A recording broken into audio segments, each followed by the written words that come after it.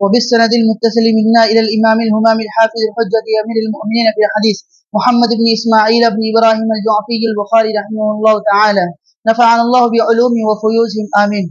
وبه قال حدثنا علي بن عبد الله قال حدثنا سفيان قال حدثنا زهري عن محمود بن ربيع عن عبادة بن الصامت أن رسول الله صلى الله عليه وسلم قال: لا صلاة لمن لم يقرأ بفاتحة الكتاب. بسم اللہ الرحمن الرحیم، الحمد للہ رب العالمین، والصلاۃ والسلام علی سید الانبیاء والمرسلین محمد وآلہ وصحبہ اجمعین، اما بعد۔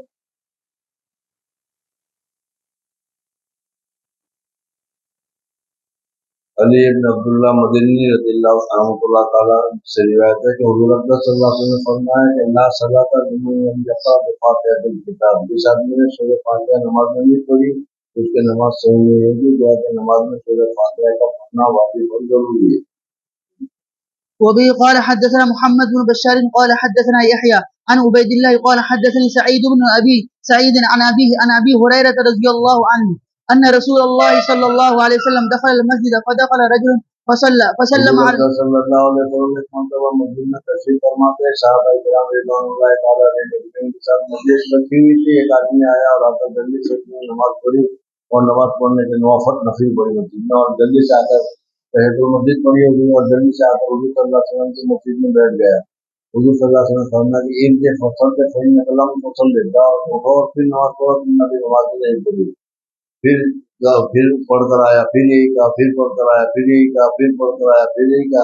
تو اس نے کہا کہ یا رسول اللہ صلی اللہ علیہ وسلم مجھے تو یہی نماز آتی ہے، اس کے علاوہ دوسرا طریقہ تو مجھے معلوم نہیں ہے، اب مجھے بتائیے کس طریقے سے نماز پڑھنی ہے۔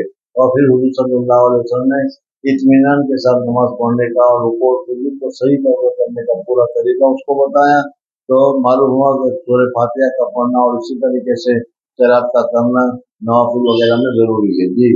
فسلم على النبي صلى الله عليه وسلم فرد وقال: ارجع فصلي فإنك لم تصلي، فرجع فصلى كما صلى، ثم جاء فسلم على النبي صلى الله عليه وسلم فقال: ارجع فصلي فإنك لم تصلي ثلاثا، وقال: والذي بعثك بالحق ما أحسن غيره فعلمني، فقال: إذا قمت إلى الصلاة فكبر ثم قرأ ما تيسر معك من القرآن۔ معلوم کہ تکبیر کے بعد قرات کی جائے گی، چاہے تو خود کی رات کرے چاہے تو امام کی رات کرے، فقرہ دے۔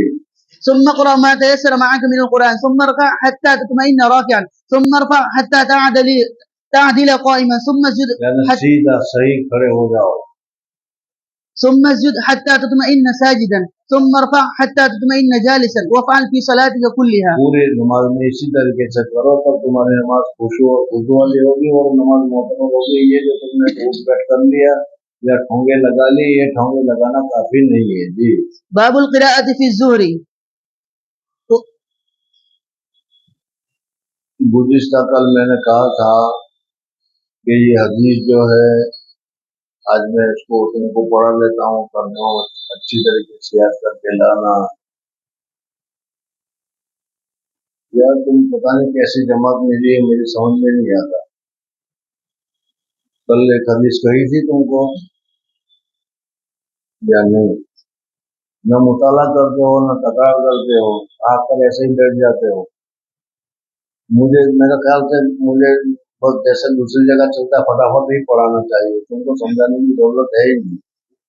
تم میں سے کوئی بھی حل نہیں ہے کہ جس کو کوئی بتایا جائے۔ گزشتہ کل میں نے کہا تھا دیکھو 10 منٹ کی دیر ہے، ابھی چھٹی ہونے والی ہے، یہ حدیث جو آ رہی ہے اس میں ذرا زیادہ بیان کرنا چاہتا ہوں، اس میں بہت ساری چیزیں ہیں، ابھی تم پڑھ لو، کل کو ترجمہ وغیرہ لکھ کر آ جانا، کل پھر میں تم کو یہ پڑھاؤں گا اور یہ کر کے ترجمہ کر دیا تھا میں نے۔ نہیں اب تمہیں ایسے وہ حدیث کیوں نہیں پڑھی، اور جب تمہیں وہ نہیں پڑھی تو اس میں سے کسی نے بھی اس کو کیوں نہیں بتایا؟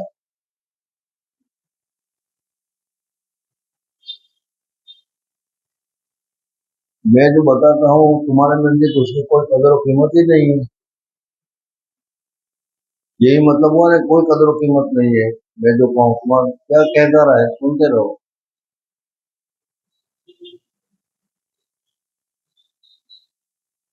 اسی لیے میں نے 2 حدیث اور آگے پڑھا دی کہ تم نے کوئی بھی طریقہ کہ نہیں، کل الگ یہ رہ گیا تھا، ایک میں بھی نہیں کہا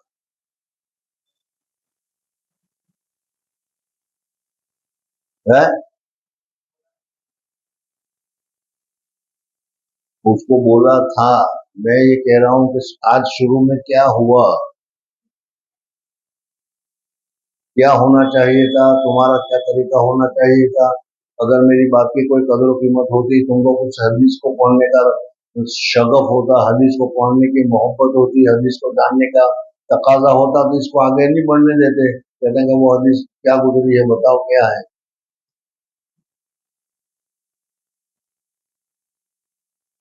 मेरा ख्याल से बस मुझे भी दूसरे लोगों की तरह इबारत ही पढ़ा देनी चाहिए फटाफट, तो सब समझ में आ जाता है।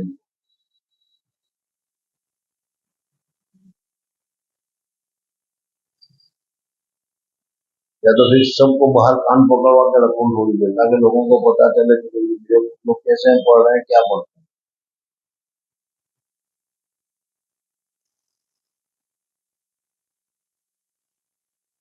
मुझे सख्ती करने पर मजबूर मत करो।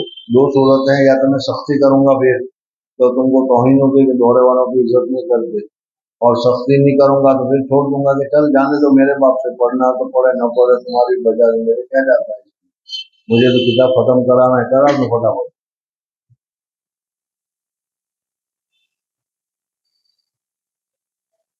मैंने कहाँ पर छोड़ा था वो भी याद नहीं होगा तुमको।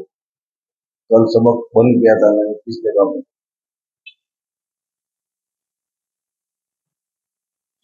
अरे कोई तो बताओ, याद है किसी को। باب وجوب القراءة للإمام والمأموم. मैंने, मेरे अल्फाज ही नहीं समझ, मैं उर्दू बोलता हूँ, मेरे अल्फाज ही नहीं समझ, मैंने किस जगह पर तकरीर खत्म की थी कल, मुझे अच्छी तरह याद है।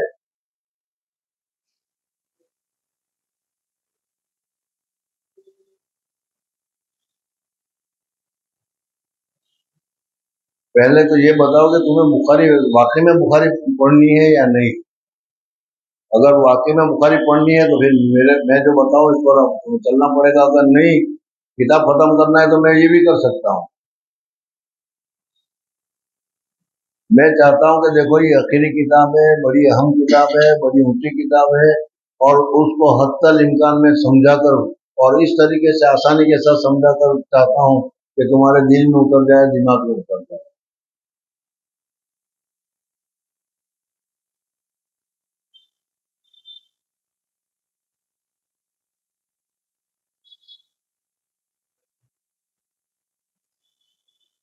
पंद्रह मिनट खामोगा जाए किए हुए। नहीं पढ़ना है, नहीं पढ़ना है, न मत पढ़ो, पढ़ना है तो पढ़ो, चलो फटाफट पढ़, जल्दी आगे बढ़ो। باب وجوب القراءة للإمام والمأموم بالصلاة كلها في الحضر والسفر وما يهجر فيها وما يخافت. وبه قال حدثنا موسى. बाब वजूब क़िराअत लिल इमाम वल मामूम फी सलावात कुल्लिया फिल अज़र व सफर व मा यजर फी व मा युक़ाल। मुसन्निफ़ रहमतुल्लाह तआला ने आम मसला बताया कि नमाज में क़िराअत करना जरूरी है। जहरी नमाज हो तो उसमें भी, सिर्री नमाज हो तो उसमें भी, इमाम के लिए भी क़िराअत करना जरूरी है, और अगर मुक़्तदी है तो मुक़्तदी को भी क़िराअत करना जरूरी है। इसमें हमारा इख्तिलाफ है, मुक़्तदी के लिए क़िराअत जरूरी नहीं है। इमाम का नाम इमाम को क़िराअत, इमाम लोग क़िराअत इस होता है। लेकिन इमाम बुखारी रहमतुल्लाह अलैह फरमाते हैं कि मुक़्तदी को भी सूरह फातिहा वगैरह पढ़ना होगा, जैसे हज़रत इमाम शाफी रहमतुल्लाह फरमाते हैं। ये मसला तो हो गया, मसला कोई अहम नहीं है। इसके बाद जो हदीस आ रही है उसको मैंने कहा था कि तर्जुमा भी देख के आना, और इसमें वाक़या है वो वाक़या मैं पूरा तुम्हारे सामने बयान करना चाहता हूँ। किसी का दिल नहीं दुखाना चाहिए, ये कहा था, कुछ कहा होगा मैंने। और मैंने इस पर रुका था कि हजरत उमर फारूक रज़ियल्लाहु ताला अन्हु ने अपने खिलाफत के दौर में सहाबा किराम रिज़वानुल्लाह ताला अलैहिम अजमईन को गवर्नर बनाया था, नाज़िम बनाया था, जिम्मेदार बनाया था, बाज बाज इलाके पर, बाज बाज बस्तियों पर, बाज बाज शहरों पर। और हजरत उमर फारूक रज़ियल्लाहु ताला अन्हु जिनको जिम्मेदार बनाते थे, जिनको मॉनिटर बनाते थे, हजरत उमर फारूक रज़ियल्लाहु ताला अन्हु उनकी भी निगरानी करते थे कि कहीं वो क्या है, मॉनिटर बनने में अपने आप को बड़ा न समझने लगे और दूसरों के ऊपर जुल्म न करने लगे। इस वजह से हजरत उमर फारूक रज़ियल्लाहु ताला अन्हु ने सबको कहा था, मॉनिटर जितने भी मुकर्रर किए थे, गवर्नर जितने भी मुकर्रर किए थे, कि हज के मौके पर सब के सब मक्का में हाजिर हो। खुद भी मक्का में पहुंचते थे और सबकी निगरानी किया करते थे। यहाँ पर मैंने छोड़ा था बस, और कहा था कि देखो आगे जो वाक़या आ रहा है बड़ा अहम वाक़या है, मैं चाहता हूँ कि तुम उसको अच्छी तरीके से समझ लो। पता नहीं फिर भी क्या है, क्यों है, क्या है, किस वजह से तुम लोग चाहते हो नहीं चाहते हो, मेरी समझ में नहीं आता क्या हो रहा है। हज़रत साद इब्न अबी वक्कास रज़ियल्लाहु तआला अन्हु, ये हुज़ूर अक़दस सल्लल्लाहु अलैहि वसल्लम के सहाबी, और हज़रत साद इब्न अबी वक्कास रज़ियल्लाहु तआला अन्हु उन लोगों में है जो बहुत ही पहले ईमान लाए थे। हज़रत अबू बकर सिद्दीक़ रज़ियल्लाहु तआला अन्हु ईमान ले आए। हज़रत अबू बकर सिद्दीक़ रज़ियल्लाहु तआला अन्हु के समझाने से हज़रत साद इब्न अबी वक्कास रज़ियल्लाहु तआला अन्हु ईमान ले आए थे। पुराने में है, और हुज़ूर सल्लल्लाहु अलैहि वसल्लम की बहुत सारी फजीलतें भी इनके साथ है, आगे आएगी भी। और सबसे बड़ी फजीलत ये है कि हुज़ूर अक़दस सल्लल्लाहु अलैहि वसल्लम ने जिन 10 आदमियों को जन्नत की बशारत दी थी, अशर मुबशरा जिसको कहते हैं, उन 10 में से ये हज़रत साद बिन नबी वक्कास रज़ियल्लाहु तआला अन्हु भी। तो गोया कि अशर मुबशरा में है, पुराने ईमान वालों में है, हुज़ूर अक़दस सल्लल्लाहु अलैहि वसल्लम के महबूब, मुक़र्रब और मुत्तक़ी परहेज़गार साहबा में शामिल है। हज़रत उमर फारूक रज़ियल्लाहु तआला अन्हु ने अपने खिलाफत के दौर में, जब हज़रत उमर फारूक रज़ियल्लाहु तआला अन्हु खलीफा बने, तो उस वक्त इनको लश्करों का सिपहसालार बनाकर इनको जिहाद के लिए भेजा, और उस सूरत में मुल्क शाम में और इसी तरीके से इराक में और इसी तरीके से ईरान वगैरह में इन्होंने बहुत ही अच्छा काम किया और उसको फतह भी किया। कूफा जो है शहर, इस कूफा के शहर को भी उन्होंने बसाया, और कूफा को कूफा इस वजह से कहा जाता है कि वो गोल दायरे में इसको बसाया गया था, और फिर उसके मिट्टी वगैरह जो थी उसमें कंकर वगैरह मिलाकर तामीर वगैरह की गई थी, जिसको अरबी में कूफ से ताबीर किया जाता है। इस वजह से उस शहर का नाम ही फिर कूफा हो गया। अब यहाँ तक जब समझ में आ गया तो हजरत उमर फारूक रज़ियल्लाहु तआला अन्हु ने हजरत साद इब्न अबी वक्कास रज़ियल्लाहु तआला अन्हु को अमीरुल कौम यानी गवर्नर मुकर्रर किया था वहां पर, और ये गवर्नरी कर रहे थे। हजरत उमर फारूक रज़ियल्लाहु तआला अन्हु चेक भी क्या करते थे, तहकीक भी क्या करते थे, लेकिन कौम का मसला यही है, कितना ही चेक करो, कितना ही अहतमाम करो, लेकिन ये मुखालिफत कुछ न कुछ करते ही है। हजरत उमर फारूक रज़ियल्लाहु तआला अन्हु के पास एक आदमी ने शिकायत भेजी कि आपने जिस आदमी को हमारे ऊपर गवर्नर मुकर्रर किया है, जिस आदमी को आपने हमारे ऊपर बड़ा मुकर्रर किया है, वो अच्छा आदमी नहीं। हज़रत साद इब्न अबी वक्कास रज़ियल्लाहु तआला अन्हु कौन थे, क्या थे, उसकी फजीलत मैंने अभी तुम्हारे सामने जिक्र की। ऐसे बड़े आदमियों को भी लोग नहीं छोड़ते, समझ में आया नहीं? ये अब आज नहीं, पहले से ही चला आ रहा है। हजरत उमर फारूक रज़ियल्लाहु तआला अन्हु का मामूल ये था कि अगर जरा से कोई शिकायत करता तो हजरत उमर फारूक रज़ियल्लाहु तआला अन्हु फौरन उसको वहां से मालूम करके बुला लेते और दूसरे आदमी को उसकी जगह पर भेज देते, ताकि फितना पैदा न हो। समझ में आ गया? हजरत उमर फारूक रज़ियल्लाहु तआला अन्हु ने हजरत साद बिन अबी वक्कास रज़ियल्लाहु तआला अन्हु को वहां से बुला लिया, और बुला लेने के बाद हजरत उसके उनकी जगह पर हुजूर अबू सईद को उन्होंने भेज दिया। अब कतादा उसामा बिन कता या किसी को जाके भेज नाम आ रहा है, उनको उन्होंने भेज दिया। फिर हजरत उमर फारूक रज़ियल्लाहु तआला अन्हु बहरहाल थे। बाज आदमी ऐसे कान के कच्चे होते हैं कि दो चार आदमी जाकर शिकायत कर दे तो बस खलास, उसके सामने वो खराब आदमी हो जाता है, फिर उसकी कोई तहकीक वहकी नहीं होकर ये होता। हजरत उमर ऐसे नहीं थे। हजरत उमर फारूक रज़ियल्लाहु तआला ने कहा कि भाई इन्होंने आकर जो शिकायत की है, तो इस शिकायत की तहकीक करनी चाहिए, एक आदमी को भेजना चाहिए, और वो जाकर कूफा में सब मस्जिदों में जाए और मस्जिदों में जाकर कहे कि ये तहकीकी वफ्त उमर फारूक रज़ियल्लाहु तआला अन्हु की तरफ से आया हुआ है, और हजरत साद इब्न अबी वक्कास रज़ियल्लाहु तआला अन्हु के मुतालिक उनको शिकायत पहुंची थी, उस शिकायत की वजह से आया है। किसी को भी हजरत साद रज़ियल्लाहु तआला अन्हु से कोई शिकायत हो, कोई तकलीफ हो तो हमें बताएं। बोलना गया, हर मस्जिद में जाकर उन्होंने ऐलान किया, और वो उसने तहकीक की اور حضرت سعد کی کوئی شکایت تو تھی ہی نہیں. اس وجہ سے کسی مسجد سے کسی مصلی نے حضرت سعد رضی اللہ تعالیٰ عنہ کی مخالفت کی یا شکایت کی تو تصدیق وغیرہ کچھ نہیں کی، بلکہ یہی کہا کہ غلط الزام ہے. حضرت سعد رضی اللہ تعالیٰ عنہ بہت اچھے آدمی ہیں.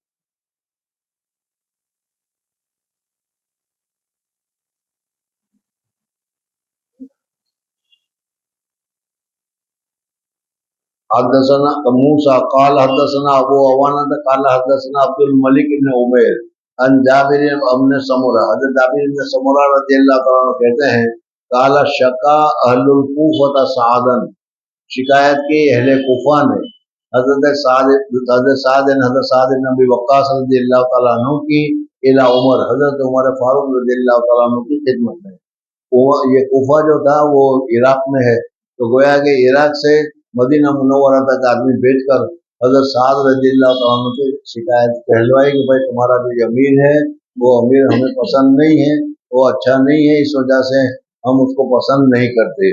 سعدن الی عمر فاضلہ، اور حضرت عمر فاروق رضی اللہ تعالیٰ عنہ کی عادت تھی کہ اسی طریقے سے جس کی بھی شکایت آتی تھی تو سب سے پہلا کام یہ کرتے تھے کہ ان کو معذور کر دیتے تھے، کہتے تھے آ جاؤ بھائی تمہاری ضرورت نہیں ہے. حضرت عمر فاروق رضی اللہ تعالیٰ عنہ کے سامنے جو الفاروق میں نے بتائی تھی اس میں تم دیکھو گے تو بہت سارے ایسے آدمیوں کو جو انہوں نے امیر بنائے تھے، گورنر بنائے تھے، وہ ان کی پوری تحقیق کے پہلے کیسے تھے اور اب کیسے ہو گئے ہیں، وہ ساری تحقیق میں وہ رہا کرتے تھے. بہرحال فَأَزَلَهُ وَاسْتَعْمَلَ عَلَيْهِمْ عَمَّارًا، حضرت عمار ابن یاسر رضی اللہ تعالیٰ عنہ یہ بھی صحابی ہیں اور یہ بھی پرانے صحابیوں میں سے ہیں، عمار ابن یاسر رضی اللہ تعالیٰ عنہ. تو حضرت عمر فاروق رضی اللہ تعالیٰ عنہ نے ان کی جگہ پر ان کو تو بلا لیا کہ آپ واپس آ جائیے، اور حضرت عمار رضی اللہ تعالیٰ عنہ کو ان کی جگہ پر کوفہ میں گورنر بنا کر بھیج دیا. وَاسْتَعْمَلَ عَلَيْهِمْ عَمَّارًا وَشَقَوْا، اب انہوں نے جو شکایت کی تھی حضرت سعد بن ابی وقاص رضی اللہ تعالیٰ عنہ کی، کیا شکایت کی تھی؟ فَشَقَوْا حَتَّى ذَكَرُوا أَنَّهُ لَا يُحْسِنُ يُصَلِّي، یہ ہمارے امیر صاحب جو ہے وہ نماز سنت طریقہ کے مطابق نہیں پڑھتے. عشرہ مبشرہ حضور صلی اللہ علیہ وسلم کے اتنے بڑے صحابی، ان کے متعلق بھی جب ایسی شکایت ہو سکتی ہے تو اگر آپ کے متعلق کوئی شکایت کرے کہ فجر نہیں پڑھتے تو کون سی بات نہیں جانے دو. خیر، انہ لا یصلی، حضرت عمر فاروق رضی اللہ تعالیٰ عنہ نے معذور تو کر دیا، معذور کر کے وہ آ گئے، آ کر ان کی اب شکایتیں سنی، کیا شکایت ہے کیا شکایت ہے کیا شکایت ہے. تو حضرت عمر فاروق رضی اللہ تعالیٰ عنہ کو اس شکایت کی حقیقت کی جانچ بھی ضروری تھی، جاننا چاہیے تھا کہ یہ شکایت صحیح ہے یا غلط ہے، اس لیے کہ شکایت کرنے والے تو بہت سارے شکایت کرتے ہیں، صحیح بھی کرتے ہیں غلط بھی کرتے ہیں، لیکن کیا ہے حکیم کا کام یہ ہے کہ اس میں وہ دیکھے کہ شکایت صحیح ہو، اور صحیح شکایت ہو تو اس کے اوپر کام کرے، اور صحیح شکایت نہ ہو تو اس کو چھوڑ دے. غلط شکایتیں بھی بہت ساری آتی ہے. سمجھ میں آ گیا؟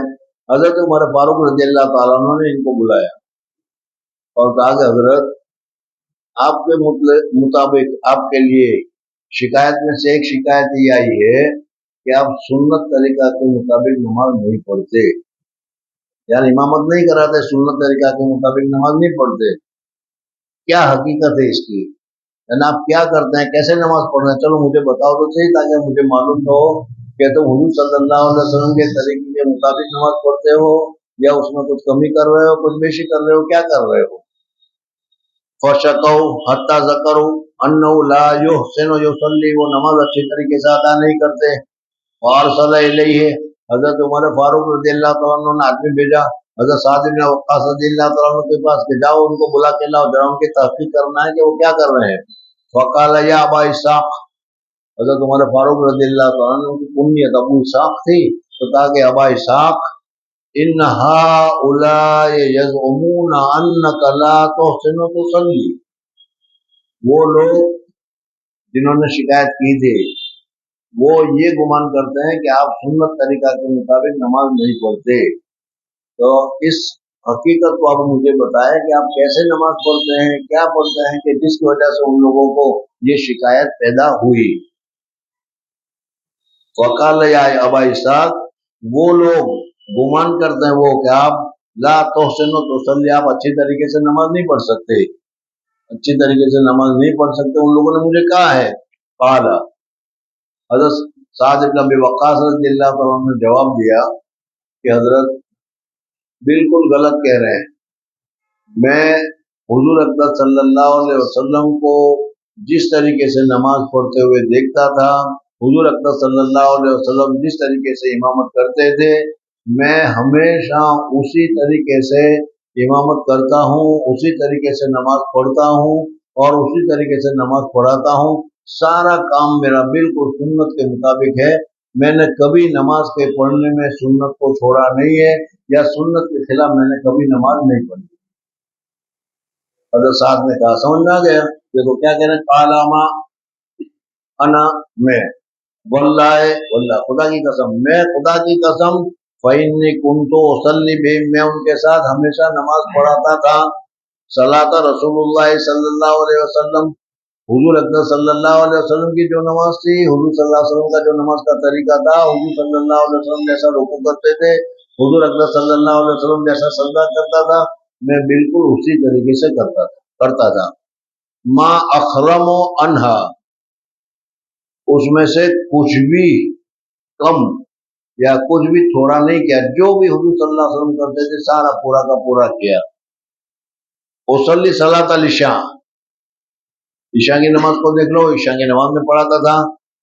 وارقد فی الاولین وخوف فی الاخرین, پہلی دو رکعت, عشاء کی 4 رکعت ہے, تو عشاء کی پہلی 2 رکعت میں قرات کو میں لمبی کرتا تھا اور اخیر میں قرات کو میں مختصر کرتا تھا. ظاہر بات ہے کہ 4 رکعت جو ہیں اس 4 رکعت میں سورہ فاتحہ بھی پڑھی جائے گی اور سورت بھی پڑھی جائے گی, جس کی وجہ سے وہ 2 رکعت لمبی ہوگی. اور اخیر کی 2 رکعت ہے, اس 2 رکعت میں صرف سورہ فاتحہ پڑھی جائے گی, دوسری سورت ملائی نہیں جائے گی, اس وجہ سے وہ کم ہوگی. اس طریقے سے ما اخرم, اخرم کے معنی کم کرنے کے, میں کچھ بھی کم نہیں کیا, جو حضور صلی اللہ علیہ وسلم کے زمان میں ہوتا تھا وہی کرتا رہا. اصلی صلاۃ العشاء, میں عشاء کی نماز پڑھاتا تھا تو ارقد فی الاولین, پہلی 2 رکعت لمبی کرتا تھا, وخف فی الاخرین, اور اخیری 2 رکعت کو چھوٹی کرتا تھا. حضرت عمر فاروق رضی اللہ تعالیٰ عنہ نے جب سنا تو سننے کے بعد کہا کہ میرا تمہارے ساتھ یہی گمان تھا, میں یہی سمجھ رہا تھا کہ تم بالکل یہی کرتے ہوں گے, سنت کے مطابق ہی کرتے ہوں گے, سنت کو پکڑا ہوا ہوگا, سنت کے مطابق عمل کر رہے ہوں گے. یہ شکایت کرنے والے تمہاری جھوٹی شکایت کر رہے ہوں گے, میں پہلے سے سمجھ رہا تھا, لیکن میرے لیے بھی لازم ہے کہ میں تحقیق کروں اور تحقیق کر دیکھوں کہ اصل حقیقت کیا ہے. اس وجہ سے میں نے پوچھا. کالا, عمر نے کہا, کالا کا فائل حضرت عمر ہے, ذاک الظن بک یا ابا اسحاق, اے ابو اسحاق, میرا تمہارے ساتھ یہی گمان تھا کہ تم حضور صلی اللہ علیہ وسلم کی سنت کے مطابق ہی پڑھتے رہے ہوں گے. فارسل معه رجلا, حضرت عمر فاروق رضی اللہ تعالیٰ عنہ کو جو شکایت آئی تھی, اس شکایت کے خود تحقیق کے معلوم ہوا کہ جھوٹی شکایت کی ہے. اور یہ تو میں نے ابھی بتایا کہ اصل مبشرہ ہے, حضور صلی اللہ علیہ وسلم کے پرانے صحابی ہے, تو پھر وہ ایسا تو نہیں سمجھ میں دورہ والوں کی طرح پڑھا تو بھی کیا, نہیں پڑھا تو بھی کیا, یاد کیا تو بھی کیا, نہیں یاد کیا تو بھی کیا. اس وجہ سے اب حضرت عمر فاروق رضی اللہ عنہ کا اچھا ایک بات کرو, اب معلوم ہوا کہ تمہاری شکایت بالکل جھوٹی ہے, اور میں تو سمجھ رہا ہوں کہ بالکل جھوٹی ہے, لیکن میری فریضہ, میرا ذمہ داری یہ بنتی ہے کہ تحقیق کا کمیشن بھی بٹھایا جائے, تحقیق کا کمیشن بھی رکھا جائے, اور وہ کمیشن کیا رپورٹ لاتا ہے وہ دیکھا جائے. ایسا کرو کہ 1-2 آدمی کے ساتھ تم کو بھیجا جاتا ہے کوفہ کی مسجدوں میں, ہر ایک مسجد میں تحقیق کی جائے گی کہ آپ کے خلاف کیا شکایت ہے, آپ کے خلاف کیا شکایت ہے, آپ کے خلاف کیا بات ہے. ذاک الظن بک یا ابا اسحاق, اے ابا اسحاق, تیرے ساتھ میرا یہی گمان تھا, اور میرا گمان بالکل صحیح سالم ہوا کہ تم بالکل سچے ہو. فارسل معه رجلا, ان کے ساتھ ایک آدمی کو بھیجا, और रिजालन या चंद आदमियों की एक कमेटी बना दी, एक कमेटी बनाकर भेजा इलल कूफा यसअलु अन्हु अहलुल कूफा, जिसमें कूफा वालों से पूछा जा रहा था कि इस साद बिन अबी वक्कास रज़ियल्लाहु तआला अन्हु के मुतालिक तुम्हारा क्या ख्याल है, वो कैसे आदमी है, गवर्नरी अच्छी करते हैं कि नहीं, सुन्नत तरीका के मुताबिक उनको चलाते हैं कि नहीं, वो सारा पूछा जाएगा। वलम यदा मस्जिदन इल्ला सालनु, इस कमेटी को हजरत उमर फारूक रज़ियल्लाहु अन्हु कहा कि जितनी मस्जिदें हैं कूफा में, उन सारी मस्जिदों में जाओ और सारी मस्जिदों में जाकर सारी मस्जिदों में सवाल करके पूछो कि वहाँ कोई आदमी ऐसा है कि जो हजरत साद बिन अबी वक्कास रज़ियल्लाहु अन्हु के खिलाफ कुछ गवाही देने के लिए तैयार हो, तो उनकी गवाही ली जाए। वलम यदा मस्जिदन इल्ला सालन हो वयसनून अलैहि मारूफन, ये लोग गए और हर मस्जिद में गए और हर मस्जिद में जाकर उन्होंने तहकीकात की, सब ने यसनून अलैहि, हज़रत साद इब्न अबी वक्कास रज़ियल्लाहु तआला अन्हु की तारीफ की, किसी ने हज़रत साद इब्न अबी वक्कास की कोई बुराई नहीं की। यसनून अलैहि मारूफन, जो मारूफ और भलाई थी, उस भलाई की तारीफ के बड़े अच्छे आदमी थे, बड़े अच्छे नमाज पढ़ाते हैं, बड़ा अच्छा काम करते हैं, मारूफ की तारीफ की। हत्ता दखला मस्जिदन लिबनी अबस, यहाँ तक कि बनु अब्स की एक मस्जिद थी, उस मस्जिद में दाखिल हुए और मस्जिद में दाखिल होने के बाद उन्होंने वहां पर भी ऐलान किया कि भाई हम लोग आए हैं, हजरत उमर फारूक रज़ियल्लाहु तआला अन्हु ने भेजा है, हजरत साद इब्न अबी वक्कास रज़ियल्लाहु तआला अन्हु के मुताल्लिक कुछ शिकायत पहुंची थी, उस शिकायत के तहकीकात में हम आए हुए हैं, आप नमाजियों से पूछते हैं कि हजरत साद इब्न अबी वक्कास रज़ियल्लाहु तआला अन्हु के मुताल्लिक कोई शिकायत हो, हजरत साद इब्न अबी वक्कास रज़ियल्लाहु तआला अन्हु के मुताल्लिक कोई अगर बात हो तो आप हमें बताइए। ये मस्जिद बनी अब्स में जाकर उन्होंने कहा, समझे। फकाम रजुलुम मिनहुम, एक आदमी खड़ा हो गया, नमाजी थे, उस नमाजी में से एक आदमी खड़ा हो गया, युकाल लहू ओसामा इब्न कतादा था, उसका नाम ओसामा इब्न कतादा था, तो ओसामा इब्न कतादा नामी एक आदमी खड़ा हो गया, युकना अबा सादा, और उनकी कुनियत अबा सादा थी। वो खड़ा हो गया और उसने कहा कि देखो भाई, शैतान होते हैं तो ऐसे ही होते हैं, आप जब बुलवाना ही चाहते हैं, आप मुंह में उंगली डालते भी हैं, तो फिर हमें मजबूरन बोलना ही पड़ता है, इस वजह से मैं मजबूरन बोल रहा हूँ, आप अगर नहीं पूछते तो मैं नहीं बोलता, आपने सवाल करके मजबूर कर दिया कि किसी को कोई शिकायत हो तो बताओ बताओ बताओ, इसलिए मैं बता रहा हूँ, समझे। फकाला अम्मा इस नशक्तना, जबकि आपने हम पर दबाव डाला, हमारे पर दबाव डाला, तो मैं अब कह रहा हूँ फ़इन्न सादन, अब ये शिकायत वो कर रहा है, फ़इन्न सादन, वो इबारत भी मैं ही पढ़ूं, तर्जुमा भी मैं करूं, बड़ा भारी पड़ता है मेरे लिए, तुम किसी काम के नहीं हो, कोई कैसे लोग हो, मेरी समझ में नहीं आता।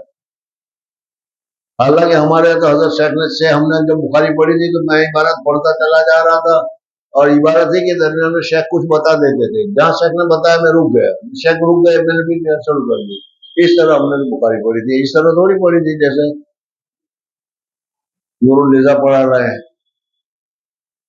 फ़इन्न सादन, उन्होंने कहा भाई देखो, अब जब तुम बुला ही रहे हो तो मैं मजबूरन बता रहा हूँ, बाकी मैं तो बताने वाला नहीं, तो मैं तो बहुत अच्छा आदमी, खामोश आदमी, मैं तो कुछ बोलने वाला भी नहीं, यही सारी मतलब है उसका।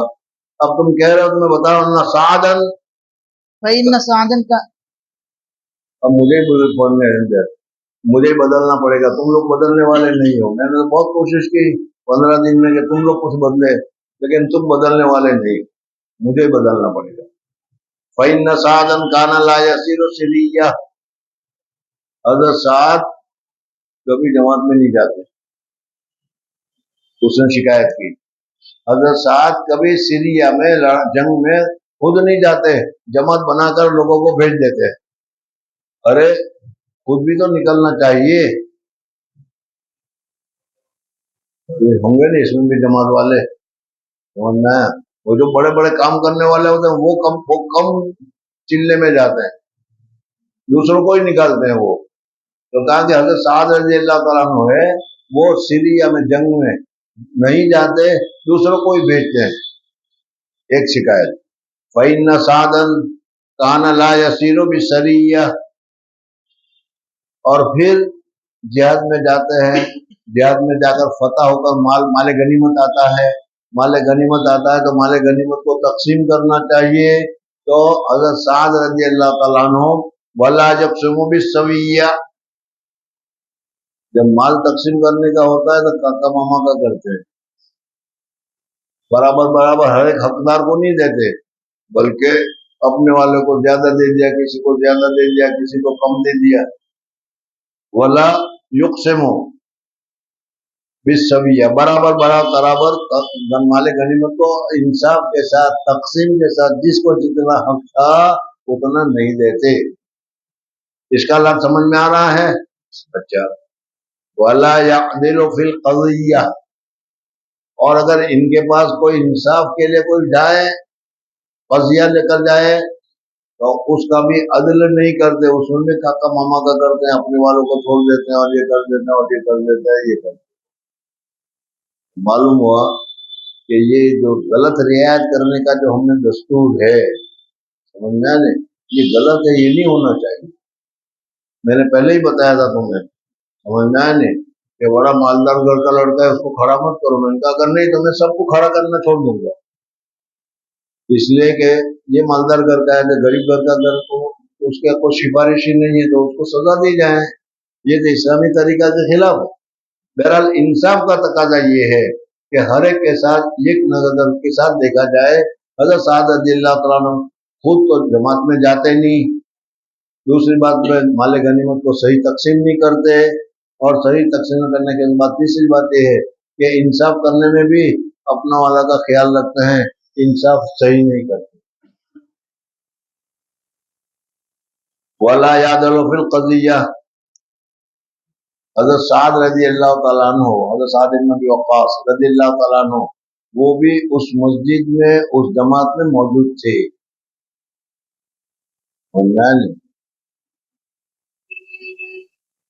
اور جب کسی متقی پرہیزگار آدمی کو، کسی انصاف پسند آدمی کو غلط سلٹ اس کے اوپر الزام لگایا جائے تو اس کے دل کو بہت زیادہ رنج ہوتا ہے، بہت زیادہ تکلیف ہوتی ہے. تو یہ عامةً دستور ہے، ہر جگہ پر ہوتا ہے.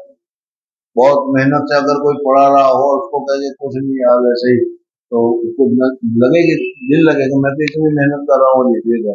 حضرت سعد رضی اللہ تعالیٰ عنہ وہاں موجود تھے، اور حضرت سعد رضی اللہ تعالیٰ عنہ کے سامنے کی شکایت کی گئی، اور حضرت سعد رضی اللہ تعالیٰ عنہ کے سامنے جو شکایت کی گئی وہ شکایت بھی غلط کی گئی. ارے اشرہ مبشرہ ہے، حضور صلی اللہ علیہ وسلم نے ویسے ہی کوئی ان کو کیا سرٹیفکیٹ تھوڑا ہی دے دیا تھا، سمجھ میں آیا نہیں. بہرحال حضرت سعد رضی اللہ تعالیٰ عنہ سمجھ گئے اور کہا کہ بھائی ظاہر بات ہے کہ حقیقت میں تجھے میری غلطیاں معلوم نہیں، اگر معلوم ہوتا تو ایسی غلطیاں بتاتا جو میں غلط کر رہا ہوں، لیکن تو نے تو ویسے ہی الزام لگا دیا. تو معلوم ہوا کہ صرف برائی بیان کرنا، صرف بری بات کہنا، صرف میرا برا کہنا، یہی تیرا خیال ہے. پہلی بات تم نے یہ لگائی کہ جماعت میں نہیں نکلتے، سمجھنا ہے، یعنی جہاد کے لیے جو لوگ جاتے ہیں، لوگوں کو تو بھیجتے ہیں لیکن خود جہاد کے لیے نہیں جاتے. خود جہاد کے لیے کیوں نہیں جاتے؟ اس وجہ سے کہ ان کو اپنے جان کے ساتھ محبت ہے، کہیں جہاد میں گیا تو قتل ہو جاؤں گا، میں مر جاؤں گا، تو موت کے ڈر کی وجہ سے میں جہاد میں نہیں جا رہا، تو یہ کہنا چاہ رہا ہے. حضرت سعد جماعت میں نہیں نکل رہے ہیں، یہ جو تم نے کہا اس کا معنی یہ ہے کہ مجھے موت کا ڈر ہے، اور موت کے ڈرنے کی وجہ سے جہاد میں تو موت ہی موت ہوتی ہے، اس وجہ سے میں نہیں جاتا. اگر تو یہ کہتا ہے کہ میں موت سے ڈرتا ہوں اور مجھے زندگی بہت زیادہ محبوب ہے، میں زندہ رہنا چاہتا ہوں، زندہ رہنے کی جو صورت ہے وہ میں اپناتا ہوں، موت کا جس میں خطرہ ہے وہ نہیں کرتا، یہی تم کہنا چاہتے ہو کہ نہیں؟ تو میں تمہیں بد دعا دیتا ہوں، تمہیں بد دعا دیتا ہوں کہ جو تم نے میرے لیے چاہا، اللہ تبارک و تعالیٰ تیرے دل میں یہ پیدا کر دے کہ تجھے موت سے ڈر ہو اور زندگی تجھے بڑی اچھی لگے اور تجھے لمبی زندگی ملے۔ سمجھنا ہے؟ بد دعا بھی کی تو جو تم میرے لیے کہہ رہے تو اللہ تعالیٰ تمہیں وہ دے لے، تمہاری موت نہ آئے، تمہاری زندگی بڑی رہے۔ سب 80 90 کے سال میں، 100 کے سال میں سب مر جاتے ہیں، تیرا 110 سال 15 سال رہے تو ایک بار۔ فَإِنَّ سَعَدًا كَانَ لَا يَسِيرُ بِالسَّرِيَّةِ وَلَا يَقْسِمُ بِالسَّوِيَّةِ وَلَا يَعْدِلُ فِي الْقَضِيَّةِ۔ سمجھ میں آ گیا عبارت سے؟ قال سعد اما واللہ لأدعون بثلاث، تو نے جو 3 الزام مجھ پر لگائے میں اسی 3 الزام کی بد دعا تجھے دے رہا ہوں۔ نمبر 1، اللہم ان کان عبدک ھذا کاذبا، یا اللہ تیرا یہ بندہ جو مجھ پر الزام لگا رہا ہے، جھوٹا الزام لگا رہا ہے، اگر تیرے نزدیک یہ جھوٹا ہے تو کاذبا ریاء و سمعۃ، اور یہ الزام مجھ پر کیوں لگا رہا ہے؟ ریاکاری کی وجہ سے اور شہرت ہونے کی وجہ سے۔ نام ہوا تو کیا ہوا، بدنام ہوئے تو کیا ہوا، نام تو ہوا کہ نہیں؟ تو اس وجہ سے کہتے ہیں لوگوں میں مشہور ہونے کے لیے، لوگوں میں کیا کیسے بڑے آدمی کو اس نے یوں کیا، یوں جواب دیا اور یوں جواب دیا، اس طریقے سے لوگوں میں اپنے آپ کو بڑا سمجھنے کے لیے، لوگوں میں اپنے آپ کی شہرت کے لیے، ریان و سمعتن، سننے کے لیے، شہرت کے لیے، اگر اس نے یہ اللہ یہ اگر جھوٹا ہے اور یہ الزام اس نے ریان و سمعتن لگایا ہے، ریاکاری کے لیے لگایا ہے، مشہور ہونے کے لیے لگایا ہے، تو پہلی فَأَطِلْ عُمْرُهُ،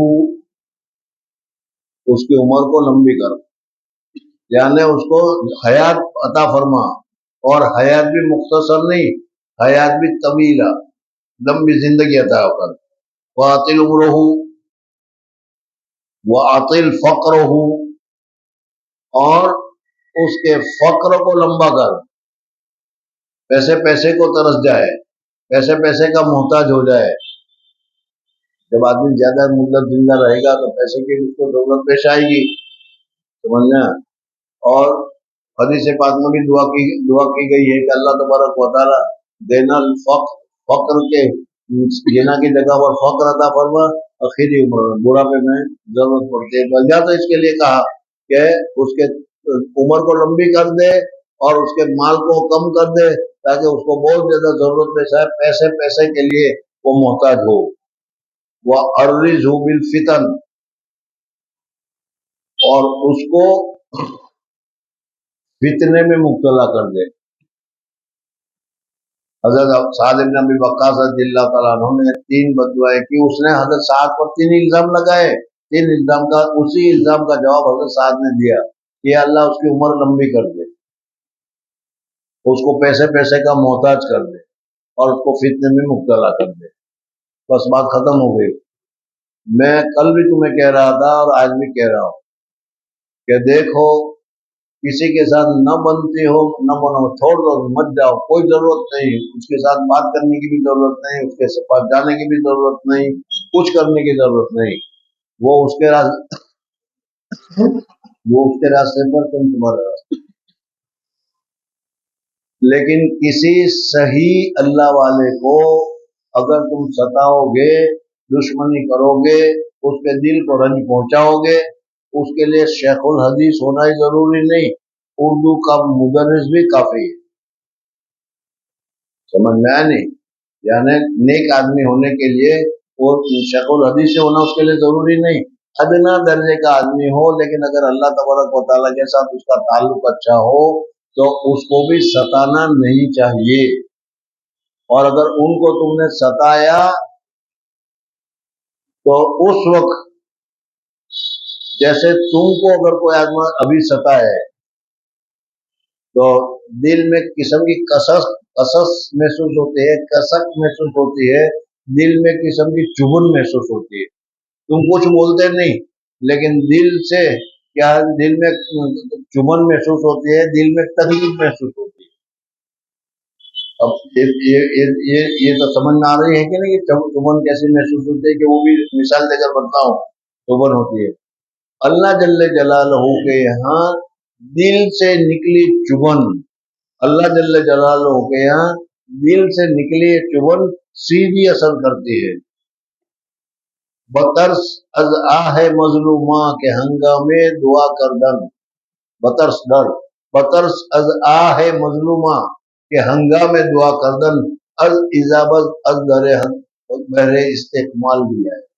اللہ تبارک و تعالیٰ سے کہ ان کی ایسی ایسی جو چیزیں ہیں، اور دعا نہیں کرتا لیکن وہ کثر جو ہوتی ہے وہ آہ، سمجھ میں آنے وہ آہ سیدھی اثر کرتی ہے. اور اس سے آدمی کیا ہوتا ہے، تباہ ہو جاتا ہے، برباد ہوتا ہے. بہت سے لوگوں کو دیکھا ہم لوگوں نے کہ اچھے چل رہے تھے، اچھے تھے، لیکن ذرا سی گڑبڑی ہو گئی اور پھر اس صورت میں کسی آہ کے بدل تباہ ہو گئے. سمجھنا ہے. ہم لوگ اہل علم ہونے کی وجہ سے، مولوی ہونے کی وجہ سے اپنے آپ کو بڑا سمجھتے ہیں اور سامنے والے کو کچھ نہیں سمجھتے. حضرت سعد بن ابی وقاص کی طرح اس کی برائی کرنا، بدگوئی کرنا ہمارے لیے آسان ہو جاتا ہے. سامنے والوں کو پتہ چلتا ہے وہ کچھ کر نہیں سکتا بیچارہ، سمجھنا ہے نہیں، لیکن جو آہ نکلی ہے وہ اثر کے بغیر نہیں. خیر، حضرت سعد نے 3 بددعا کی، 3 بددعا سمجھ میں آ گئی. اس نے 3 الزام لگائے، وہ الزام بھی سمجھ میں آ گئے. جماعت میں نہیں جاتے، یہ تو میں کہہ رہا ہوں، یعنی جہاد میں نہیں جاتے، سمجھ میں آیا. اور پھر کاکا ماما کا کرتے ہیں، صحیح نہیں کرتے، صحیح انصاف نہیں کرتے، مال غنیمت کی تقسیم کرنے میں اپنے دوستوں کو زیادہ دیتے ہیں، دوسروں کو کم دیتے ہیں. انہوں نے کہا کہ اچھی بات ہے، مال کی محبت کی وجہ سے ایسا ہوتا ہے، اس کو زیادہ دیا، اس کو زیادہ، اس کو کسی کو کم دیا. تو میں تمہارے لیے یہ بددعا کرتا ہوں کہ اللہ تبارک و تعالیٰ تم کو مال کا محتاج کر دے، پیسے کے لیے تم پریشان ہو. مال کی محبت آئے گی تو آدمی پیسے کے لیے پریشان ہوگا کہ نہیں، ورنہ نہیں. تو حضرت سعد نے ایک نصیحت یہ کی کہ اللہ تعالیٰ تمہاری حیات کو، مجھے لے تم کہتے تو مجھے موت کا ڈر آتا ہے اس لیے میں جہاد میں نہیں جاتا، تو میں حیات کو، زندگی کو پسند کرتا ہوں. میں تو زندگی کو پسند نہیں کرتا، لیکن تو میرے لیے کہتا ہے تو میں تیرے لیے یہ کہتا ہوں کہ اللہ تعالیٰ تجھے زندگی پسند کرے اور تجھے لمبی زندگی ملے. چنانچہ اس اعتراض کرنے والے کو اللہ تبارک و تعالیٰ نے اتنی لمبی زندگی دی، اتنی لمبی زندگی دی کہ بڑھاپے کی وجہ سے بدن کے سارے اعضاء، ساری چیزیں، چمڑی ومڑی سب ڈھیلی پڑ گئی. اور یہ بھویں جو ہے، یہ تم نے دیکھا ہوگا بعض لوگوں کے بوڑھوں کے بھویں ذرا نیچے آ جاتے ہیں، دیکھا ہوگا کہ نہیں بڑھاپے میں. تو بڑھاپے میں اتنی لمبی زندگی ہو گئی کہ سارے اس کی چمڑیاں ڈھیلی ہو گئی، ڈھیلی ہو گئی، وہ آ گئی. جب دیکھنا ہو اس کا ہوتا تھا یا کچھ دیکھنا چاہتے تھے تو یوں انگلی کے ذریعے سے وہ بہوں کو اٹھاتے تھے اور اٹھا کر دیکھتے تھے کون ہے. دیکھ لیا ہے محتاجگی ہے. اور پھر تیسری دعا کی، اللہ تبارک و تعالیٰ تجھے فتنے میں مبتلا کرے. ایسا آدمی 90 سال کا، 100 سال کا، 110 سال بھی ہو سکتا ہے. 110 سال کا آدمی چلنے کا ٹھکانا نہیں، بیٹھنے کا ٹھکانا نہیں، کان کا ٹھکانا نہیں، آنکھ کا ٹھکانا نہیں، اٹھے تو بھی دیکھے. ایسا آدمی جب 16، 17، 18، 20 سال کے لڑکیوں کو راستے میں چھیڑے تو کتنا اچھا لگتا ہے. ارے سمجھنا ہے کہ نہیں. اب یہ کام انہوں نے شروع کر دیا. اللہ تعالیٰ تجھے فتنے میں مبتلا کر دے. اللہ تعالیٰ نے اس فتنے میں مبتلا کر دیا کہ راستے میں جو لڑکیاں جا رہی تھی، یہ لڑکیوں کو جا کر چھیڑتے تھے، ہاتھ لگاتے تھے، پھر جو سزا ملنی تھی وہ ملتے تھے. کسی نے پوچھا کہ بھائی یہ کیا تیری حالت ہو گئی؟ تو کہا کہ یہ سعد کی بددعا ہے، جو سعد کی بددعا نے مجھ پر اثر کیا ہے. سعد کی بددعا نے مجھ پر یہ اثر کیا ہے. دیکھو قال سعد اما واللہ خدا کی قسم لعد اونا بسلاسل میں اس کے اوپر 3 بددعا کروں گا. اللہم ان کان عبدو کا ھذا کاذبا یا اللہ تیرا یہ بندہ اگر جھوٹا ہے ریاکاری کے لیے اور شہرت کے لیے اس نے مجھ پر یہ الزام لگائے ہیں تاکہ لوگوں میں ہو جائے کہ سعد کے اوپر اشکال کیا اس سے بڑا آدمی ہے نا شہرت ہو جائے گی کہ نہیں. ارے آج تم کسی آدمی کے اوپر جو بہت مشہور تم کو تو کوئی نہیں جانتا لیکن بہت مشہور آدمی کے اوپر اگر تم کیا ذرا سا اعتراض کر لو تو لوگوں میں تمہاری شہرت ہو جائے گی بڑے بڑے فلاں نے اشکال کیا. تو ریان و سمعتن وعطل عمرہ اس کی عمر کو طویل کر دے وعطل فقرہ اور اس کے فقر کو لمبا کر دے وعرضہ بالفتن اور اس کو فتنے میں مبتلا کر دے.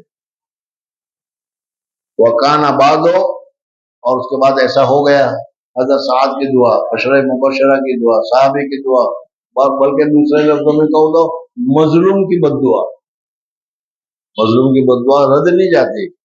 کانا بعد اذا سئل یقول جب اسے پوچھا جاتا تھا کہ بھئی یہ کیا حالت ہو گئی تیری تو کہتا یقول شیخ کبیر ایک شیخ کبیر نے مفتون اصابتنی دعوت و سعد ایک شیخ کبیر جو فتنے میں پڑا ہوا ہے سعد بن ابی وقاص رضی اللہ تعالیٰ عنہ کی جو بددعا تھی اس بددعا نے اثر کیا ہے اور اس بددعا کے اثر کی وجہ سے میری عمر بڑھ گئی موت نہیں آ رہی اور بدن کے سارے اعضاء ڈھیلے پڑ گئے حتیٰ کہ آنکھوں کے پھپھوٹے بھی ڈھیلے پڑ گئے اور نیچے آ گئے. رضول الجواری اور وہ تعارض کر رہا تھا چھیڑ چھاڑ کر رہا تھا جاریہ لڑکیوں کے لیے اور ایسی عمر کا ایسے قسم کا آدمی اگر یہ کر رہا ہے تو لوگ بھی کہتے ہیں ارے کہیں گے کہ بڈھا کیا ہو رہا ہے جی پھر توڑوں کے یک میں تو ہننا وہ ان کو پکڑ کر دباتا تھا چھوڑتا تھا وغیرہ جو کچھ ہوتا ہوگا وہ کرتا تھا وہ تو وہ عورتیں پھر ان کو کیا کرتی تھی ذلیل کرتی تھی مارتی تھی. بہرحال اس حدیث سے معلوم ہوا دیکھو کتنا وقت ہوا دیکھ بڑی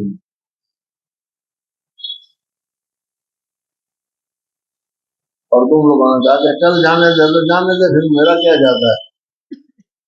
تو پھر حضرت سعد بن ابی وقاص رضی اللہ تعالیٰ عنہ بہت بڑے آدمی تھے ان کو غلط الزام لگایا غلط الزام نہیں لگانا چاہیے غلط الزام لگنے کی وجہ سے ان کو دل میں رنج ہوا اور دل میں رنج ہونے کی وجہ سے انہوں نے کہا تھا کہ تم نے میرے متعلق یہ سوچا میں اللہ تعالیٰ سے کہتا ہوں کہ مجھے تو یہ حرص نہیں ہے مجھے تو یہ لالچ نہیں ہے لیکن اللہ تعالیٰ تجھے اس میں مبتلا کر دے کر تو پریشان ہو چنانچہ ہی ہو گیا. جی بس وہ ترجمہ الباب سے مطابقت اس طریقے سے ہوئی کہ حضرت سعد بن ابی وقاص رضی اللہ تعالیٰ عنہ کہتا ہے کہ میں صحیح طریقے پر نماز پڑھتا ہوں سنت طریقے پر نماز پڑھتا ہوں پہلی 2 رکعتوں میں سورہ فاتحہ اور سورت ملاتا ہوں اس لیے پہلی 2 رکعت لمبی ہوتی ہے اور تیسری اور چوتھی رکعت میں صرف سورہ فاتحہ پڑھتا ہوں جس میں کیا ہے چھوٹی ہوتی ہے وہ اور یہ سنت طریقہ کے مطابق ہے اور اسی چیز کو بتانے کے لیے مصنف رحمۃ اللہ علیہ نے ترجمہ الباب منعقد کیا تھا لیکن چونکہ اس میں قصہ بہت اہم آ گیا اس وجہ سے میں نے یہ کہہ دیا ذرا پڑھو تو ذرا محنت سے پڑھو باقی مجھے پھر پڑھانا بھی آتا ہے. جی وبه قال حدثنا علي بن عبد الله قال حدثنا سفيان حدثنا الزهري عن محمود بن الربيع عن عبادة بن الصامت أن رسول الله صلى الله عليه وسلم قال لا صلاة لمن لم يقرأ بفاتحة الكتاب. وبه قال حدثنا محمد بن بشار قال حدثنا يحيى عن عبيد الله قال حدثني سعيد بن أبي سعيد عن أبي هريرة رضي الله عنه أن رسول الله صلى الله عليه وسلم دخل المسجد فدخل رجل فسلم على النبي صلى الله عليه وسلم فرد وقال ارجع فصلي فإنك لم تصلي فرجع فصلى كما صلى ثم جاء فسلم على النبي صلى الله عليه وسلم. اب اس میں یہ بتایا کہ اطمینان سے ہر رکوع سجود وغیرہ کرنا چاہے جس طریقے سے مرغے دانا چننے کے لیے ٹھونگے مارتا ہے فٹافٹ اس طریقے سے نماز نہیں پڑھنی چاہیے بلکہ سکون اور اطمینان کے ساتھ ہر رکوع بھی اطمینان سے کرنا چاہیے کم سے کم 3 مرتبہ اقل درجہ ہے سبحان ربی العظیم پڑھا جائے سجدے میں 3 مرتبہ سبحان ربی الاعلیٰ پڑھا جائے 5 مرتبہ اوسط ہے اور 7 مرتبہ اعلیٰ ہے. سمجھنا اماموں کے لیے आयु 5 मरतबा पढ़ना चाहे, ताकि आहिस्ता पढ़ने वाले भी पढ़ ले और जल्दी पढ़ने वाले 5, तो हम 5 मरतबा पढ़ेंगे, इतने को 7 पढ़ेंगे, लेकिन हम भी आहिस्ता आहिस्ता 7 पढ़ेंगे तो हमारा जरा मुश्किल होगा। लोगों शेख की शिकायत में कहते हैं मौलवी साहब ये तो हमारा शागिर्द जो है वो तो सिजदे में पड़ा रहता, फिर उठने का नाम ही नहीं लेता, ऐसी भी शिकायत आती है। तुम्हारे लोगों में हर किस्म की शिकायत आती है। चल فقال ارجع فصلي فإنك لم تصلي ثلاثا. وقال والذي بعثك بالحق ما أحسن غيره فعلمني. فقال إذا قمت إلى الصلاة فكبر ثم اقرأ ما تيسر معك من حضور القرآن. اکرم صلی اللہ علیہ وسلم نے تمانیت کے ساتھ نماز پڑھنا، اطمینان کے ساتھ نماز پڑھنا، خشوع کے ساتھ نماز پڑھنا سب بتا دیا اس حدیث میں. جی ثم اركع حتى تطمئن راكعا ثم ارفع حتى تعدل قائما ثم اسجد حتى تطمئن ساجدا ثم ارفع حتى تطمئن جالسا وافعل في صلاتك كلها. باب قراءة في الظهر. دین کی نمازوں میں سری رکھا ہے اس وجہ سے کہ یہ دشمنان اسلام کے مکہ مکرمہ میں وہ زیادہ تکلیف دیا کرتے تھے، زیادہ پریشان کیا کرتے تھے، اس وجہ سے اللہ تبارک و تعالی نے دین کی نماز کو، قرآن کو اس میں سرن پڑھنے کا حکم دیا، ظہر کی نماز یا عصر کی نماز ہے. جی وبه قال حدثنا أبو النعمان قال حدثنا أبو عوانة عن الملك بن عمير عن جابر بن سمرة قال سعد كنت أصلي بهم صلاة رسول یہ الله حضرت سعد رضی اللہ تعالیٰ عنہ والی ابھی حدیث جو آئی اسی کو امام بخاری لائے پھر دوبارہ. جی قال سعد كنت أصلي بهم صلاة رسول الله صلى الله عليه وسلم صلاة العشاء لا أخرج عنها كنت أركض في الأولين وأحذف في الأخرين. فقال عمر ذلك الظن بك. ذالک ظن بک، میرا یہی گمان تھا تمہارے لیے کہ تم حضور صلی اللہ علیہ وسلم کی سنت کے مطابق کرتے ہوں گے، اور یہ جو تم کر رہے ہو وہ سنت کے مطابق ہے، پہلی 2 رکعت میں زیادہ اور آخری 2 رکعت میں کم. جی وبه قال حدثنا أبو نعيم قال حدثنا شيبان أن يحيى عن عبد الله بن أبي قتادة عن أبيه قال كان النبي صلى الله عليه وسلم يقرأ في ركعتين الأوليين من صلاة الظهر بفاتحة الكتاب وسورتين اور حضور صلی اللہ يطول علیہ وسلم سورہ فاتحہ اور سورت پڑھتے تھے جس کی وجہ سے پہلی اور دوسری رکعت لمبی ہوتی تھی. جی وسورتين يطول في الأولى ويقصر في الثانية ويسمع الآية أحيانا. یعنی چپ کیسے ہوتی تھی، پر کیسے پتا چلا؟ تاکہ کبھی کبھی حضور صلی اللہ علیہ وسلم ایک آدھ آیت تھوڑی سی زور سے پڑھ لیا کرتے تھے تاکہ دوسروں کو معلوم ہے کہ اس وقت قرآن پڑھا جا رہا ہے. جی وكان يقرأ في العصر بفاتحة الكتاب وسورتين وكان يطول في الأولى وكان يطول في الركعة الأولى من صلاة الصبح ويقصر في الثانية. وبه قال حدثنا عمرو بن حفص حدثنا أبي قال حدثنا الأعمش قال حدثني عمارة عن أبي معمر قال سألنا خبابا أكان النبي صلى الله عليه وسلم يقرأ في الظهر والعصر قال نعم قلنا بأي یعنی شيء. حضور صلی اللہ علیہ وسلم فجر ظہر اور عصر میں کچھ پڑھتے تھے، وہ خاموشی کھڑا ہونا ہوتا تھا، چپ چاپ کھڑے ہونا ہوتا تھا، اس وجہ سے صحابہ یہ سمجھے کہ کچھ نہیں پڑھتے ہوں گے، پوچھا کہ کھڑے ہوتے تھے پڑھتے تھے کہ ہاں پڑھتے تھے. بھائی کیسے معلوم، آواز تو آتی نہیں. کہا کہ حضور صلی اللہ علیہ وسلم کی لہجہ کی حرکت سے کہ جو چھاؤں میں جو عکس جو پڑتا ہے اس میں داڑھی ہلتی تھی تو پڑھتے ہوں گے، جبھی تو داڑھی ہلتی ہے. جی قلنا نعم قلنا بأي شيء كنتم تعرفون قال باضطراب لحيته. باب القراءة في العصر. وبه قال حدثنا محمد بن يوسف قال حدثنا سفيان عن الأعمش عن أمارة بن عمير عن أبي معمر قال قلت لخباب الأرتي أكان النبي صلى الله عليه وسلم يقرأ في الظهر والعصر قال نعم قلت بأي شيء كنتم تعلمون قراءته قال باضطراب لحيته. وبه قال حدثنا المكي بن إبراهيم عن هشام عن يحيى بن أبي كثير عن عبد الله بن أبي قتادة عن أبيه قال كان النبي صلى الله عليه وسلم يقرأ في ركعتين من الظهر والعصر بفاتحة الكتاب وسورة ويسمعنا الآية اور کبھی أحيانا. کبھی حضور صلی اللہ علیہ وسلم سری نماز ہے لیکن کبھی کبھی ایک آیت زور سے پڑھ کر بتا دیا کرتے تھے کہ اس وقت قرات ہوتی ہے. جی باب القراءة في المغرب. وبه قال حدثنا عبد الله بن يوسف قال أخبرنا مالك عن ابن شهاب عن عبيد الله بن عبد الله بن عتبة عن ابن عباس رضي الله عنهما أنه قال إن أم الفضل سمعته وهو يقرأ والمرسلات عرفا فقالت يا بني لقد ذكرتني بقراءتك. تیری اس قرات کرنے کی وجہ سے مجھے میں بھول گئی تھی، وہ مجھے یاد دلا دیا. لقد ذكرتني بقراءتك هذه السورة إنها لآخر ما سمعت. حضور اکرم صلی اللہ علیہ وسلم سے سب سے اخیری میں نے جو سنا ہے اپنی زندگی میں یہ سورت سنی ہے، پھر صلی اللہ علیہ وسلم کا انتقال ہو گیا. من رسول الله صلى الله عليه وسلم يقرأ بها في المغرب. وبه قال حدثنا أبو عاصم عن ابن یہ جريج. تم لوگ سب لوگ وبہی کرتے ہو، وبہی کہاں سے آتا ہے یہاں پر؟ شروع میں تم کہتے وبی سندل پڑھا ہوگا کہ نہیں؟ وبالسند المتصل منا الى الامام الامام حافظ الحجہ امیر المومنین فی الحدیث نفعنا اللہ تعالی بعلومہ آمین. پھر اب تم کہتے ہو کہ امام بخاری نے کیا کہا یہ حدثنا، اب یہاں وہ بھی کہاں آئے گا؟ وہ جو پہلا نہ ہو تو وہ بھی آتا ہے. پہلے اگر تم نے نہ چاہو تو بھائی وہ اسی سند سے جو پہلے چل رہی ہے اس سے میں یہ کہہ رہا ہوں، لیکن پہلے تم خود ہی تو بتا رہے ہو کہ ہم امام بخاری کی سند سے اس حدیث کو پڑھ رہے ہیں. سب آیا ہوں جب سے پڑھنے لگے چلو غلط العوام فصیح، عوام کی غلط فصیح ہے، یہ غلطی کر رہے تھے، یہ کوئی فساد ہوگی جی حدثنا کسی نے ابو بتایا ہوگا اس لیے مل کر چل رہے ہوں گے. جی چل.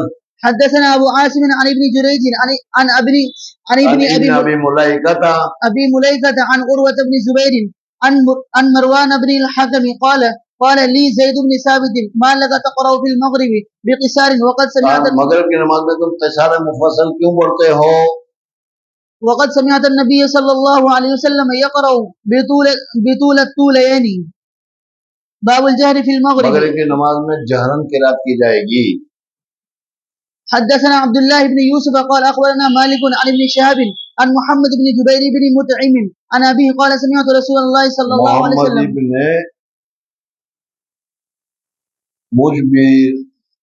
مجبر ہے، محمد ابن جبیر ابن مطعم عن محمد بن جبير بن مطعم عن أبيه قال سمعت رسول الله صلى الله عليه وسلم. صلی اللہ علیہ وسلم مغرب کی نماز میں سورہ طور پڑھ رہے تھے، زور سے پڑھ رہے تھے، جبھی تو انہوں نے سنا تو معلوم ہوا کہ مغرب کی نماز میں جہرن قرات ہوگی.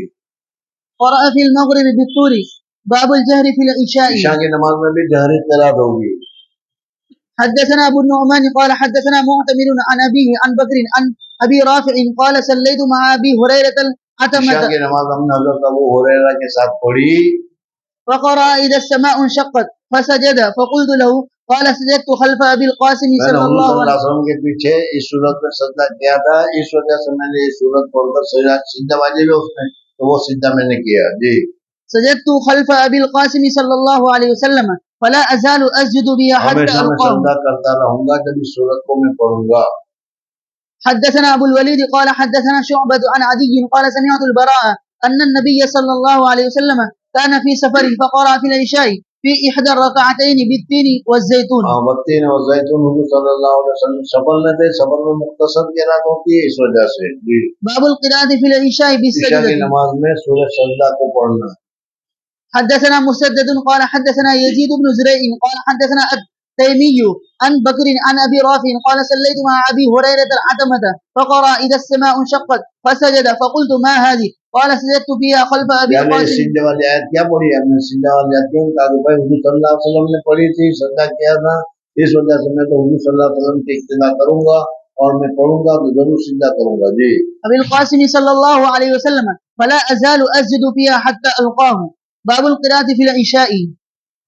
حدثنا خلاد بن يحيى حدثنا مسعر حدثني عدي بن ثابت أنه سمع البراء قال سمعت النبي صلى الله عليه وسلم يقرأ في العشاء والتين والزيتون وما سمعت أحدا أحسن صوتا منه أو قراءة. صلی اللہ علیہ وسلم کا آواز اور حضور صلی اللہ علیہ وسلم کا پڑھنا اور دونوں بہت ہی اچھا تھا. جی. باب يطول في الأولين ويحذف في الأخرين. پہلی دو رکعت ہے اس میں قرات بھی پڑھی جائے گی، سورہ فاتحہ بھی پڑھی جائے گی اور سورہ بھی پڑھی جائے گی، اس وجہ سے وہ دو رکعت لمبی ہوگی، اور دوسرے میں صرف سورہ فاتحہ پڑھی جائے گی، اس لیے وہ تیسری اور چوتھی رکعت مختصر ہوگی. جی. حدثنا سليمان بن حرب قال حدثنا شعبة عن أبي عون قال سمعت جابر بن سمرة قال عمر لسعد لقد سعد رضی اللہ تعالیٰ عنہ کی حدیث جو ابھی آئی تھی، تمہیں کو شکایت کی گئی لسعد لقد شكوك في كل شيء حتى الصلاة. تمہاری تو ہر چیز میں شکایت آئی ہے، حتیٰ کہ نماز میں بھی شکایت آئی ہے، حالانکہ نماز تو بہت اونچی چیز ہے، نماز میں کم شکایت آتی ہے کہ نماز نہیں پڑھتا یا صحیح نہیں پڑھتا، لیکن یہاں تو تمہاری تو ہر چیز میں شکایت آئی ہے. قال اما انا فامد في الاولين، پہلی دو رکعتوں کو میں لمبا کرتا ہوں، واحذف في الاخرين، دوسری دو اخیر کو میں قرات وغیرہ حذف کرتا ہوں، اس لیے وہ چھوٹی ہوتی ہے. ولا آل ما اقتديت به من صلاة رسول الله صلى الله عليه وسلم قال صدقت ذاك الظن بك او ظني بك. باب القراءة في الفجر. فجر کی نماز میں کتنی قرات کی جائے گی، کیسی قرات کی جائے گی، جہرن قرات کی جائے گی، کیا اس مسئلے کو ذکر کر رہے ہیں. جی. وقالت سلمة قرأ النبي صلى الله عليه وسلم حضرت ام بالطور. سلمہ رضی اللہ تعالیٰ عنہ کہتے ہیں کہ حضور اکرم صلی اللہ علیہ وسلم نے فجر کی نماز میں یعنی مکہ مکرمہ میں جس وقت حجۃ الوداع کے لیے تشریف لے گئے تھے اور مکہ مکرمہ میں حضور صلی اللہ علیہ وسلم نے فجر کی نماز پڑھائی تھی، تو فجر کی نماز میں حضور صلی اللہ علیہ وسلم نے سورہ طور پڑھی تھی، اور وہ میں نے سنی. کیوں؟ اس وجہ سے کہ میرا کیا طواف باقی تھا، طواف ودا میرا طواف باقی تھا، تو حضور اکرم صلی اللہ علیہ وسلم نے کہا کہ طواف کر لینا، تو میں طواف کر رہی تھی اور حضور صلی اللہ علیہ وسلم سورہ طور پڑھ رہے تھے، تو معلوم ہوا کہ فجر کی نماز میں سورہ طور پڑھی جائے گی. جی. حدثنا آدم قال حدثنا شعبة قال حدثنا سيار بن سلامة قال دخلت أنا وأبي على أبي برزة الأسلمي فسألناه عن وقت الصلاة فقال كان النبي صلى الله عليه وسلم يصلي الظهر حين یعنی تزول حضور الشمس. اکرم صلی اللہ علیہ وسلم سے ان لوگوں نے نماز کے اوقات وغیرہ پوچھے کہ ظہر کی نماز کا وقت کون سا، عصر کا کون سا، فجر کا کون سا، یہ سارے اوقات پوچھے. اس میں جو صلی الظہر فسألناه عن وقت الصلاة فقال كان النبي صلى الله عليه وسلم يصلي الظهر حين تزول الشمس. جس وقت سورج ڈھل جاتا تھا ظہر کی نماز کا وقت شروع ہو جاتا تھا اور حضور صلی اللہ علیہ وسلم ظہر پڑھ لیا کرتے تھے. والعصر ويرجع اور الرجل. عصر کی نماز اس وقت پڑھتے تھے کہ عصر کی نماز پڑھ کر ایک آدمی اپنے آخری گھر تک وہاں تک پہنچتا تھا، سمجھنا 3-4 میل چل کر، 1 گھنٹہ چل کر، اور سورج بالکل ابھی تک روشن ہوتا تھا. یعنی غروب سے تقریباً 1.5 گھنٹہ پہلے حضور اکرم صلی اللہ علیہ وسلم عصر کی نماز پڑھتے تھے. یہ مطلب ہے اس کا. جی. ويرجع الرجل إلى أقصى المدينة والشمس حية ونسيت ما قال في مغرب المغرب کے لیے کیا کہا وہ میں بھول گیا. جی. ولا يبالي بتأخير العشاء إلى اور ثلث عشاء کے الليل. لیے تو میں نے پہلے بتایا تھا کہ حضور اکرم صلی اللہ علیہ وسلم کا معمول یہ تھا کہ عشاء کا انتظار کرتے تھے. صحابہ کرام رضوان اللہ تعالیٰ علیہ مجمعین کھیت سے اور کام سے آ کر کھانا وانا کھا کر اطمینان سے آئے، تو پھر جب مسجد پوری ہو جاتی تھی تو صبح سے لیل تک بھی دیر ہو جائے تو عشاء کی نماز کو تو مؤخر کرنا افضل وقت ہے. صبح سے حضور صلی اللہ علیہ وسلم اس لیے تاخیر کرتے تھے. جی. ولا يحب النوم قبلها ولا الحديث بعدها ويصلي الصبح فينصرف اور الرجل. فجر کی نماز جو پڑھتے تھے تو حضور صلی اللہ علیہ وسلم گھر میں مصلی پر کھڑے ہو کر ان قرآن میں فجر کا نام مشہور ہے، اس وجہ سے فجر کی نماز میں حضور صلی اللہ علیہ وسلم کلام شروع کر دیتے. لوگ آتے تھے اور آ کر نماز میں شریک ہوتے جاتے تھے، یہاں تک کہ جب اسفار ہو جاتا تھا، روشنی ہو جاتی تھی، اس وقت حضور صلی اللہ علیہ وسلم نماز کو ختم کرتے تھے، اور نماز ختم کرتے وقت صحابہ سارے کے سارے مسجد میں موجود ہوتے تھے. ابتدا میں انتظار نہیں کرتے تھے، انتظار میں نماز میں کھڑے ہو جاتے تھے. جی. فيصرف الرجل فيعرف جليسه وكان يقرأ في الركعتين أو إحداهما ما بين 60 إلى 60 100. سے 100 آیت حضور صلی اللہ علیہ وسلم پڑھتے تھے. حدثنا مسدد قال حدثنا إسماعيل بن إبراهيم قال أخبرنا ابن جريج قال أخبرني عطاء أنه سمع أبا هريرة رضي الله عنه يقول في كل صلاة. حضرت ابو ہریرہ رضی اللہ تعالیٰ عنہ فرماتے ہیں کہ دیکھو ہم تو حضور اکرم صلی اللہ علیہ وسلم کی اقتداء کرنے والے لوگ ہیں. حضور صلی اللہ علیہ وسلم کے پیچھے ہم نے نماز پڑھی، جس نماز میں حضور صلی اللہ علیہ وسلم جہرن قرات کرتے تھے ہم اس نماز میں جہرن قرات کریں گے، اور جہاں حضور صلی اللہ علیہ وسلم جس نماز میں سرن قرات کرتے تھے ہم اس میں سرن قرات کریں گے.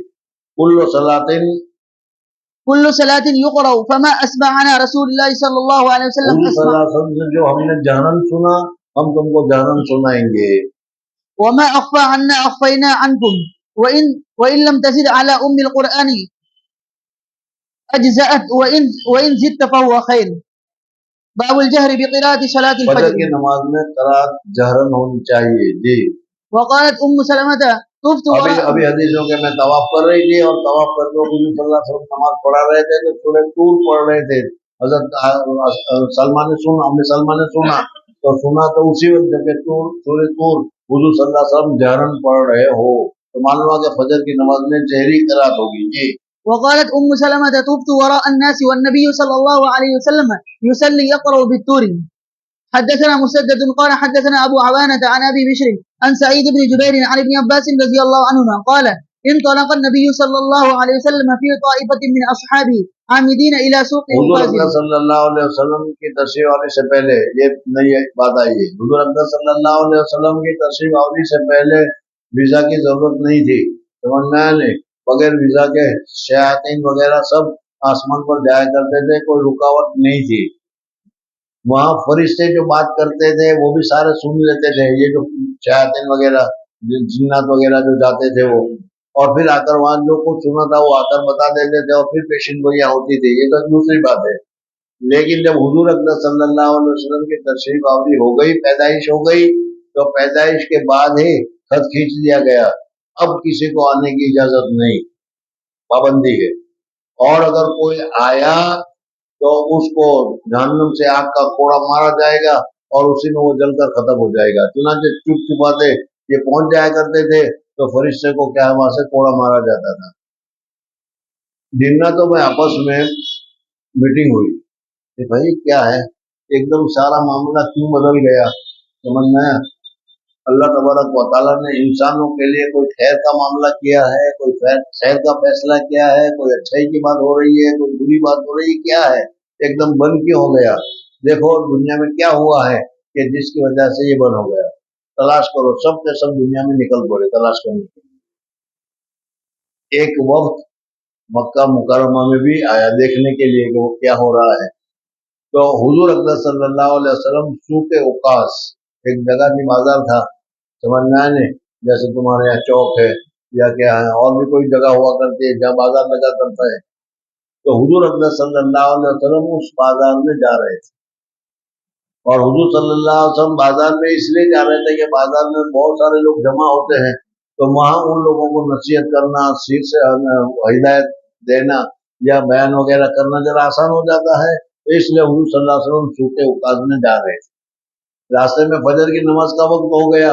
فجر کی نماز کا وقت ہو گیا تو حضور صلی اللہ علیہ وسلم نے وہی راستے میں فجر کی نماز پڑھنا شروع کر دی. اب اس میں وہ قرآن پاک کی تلاوت کی جا رہی ہے.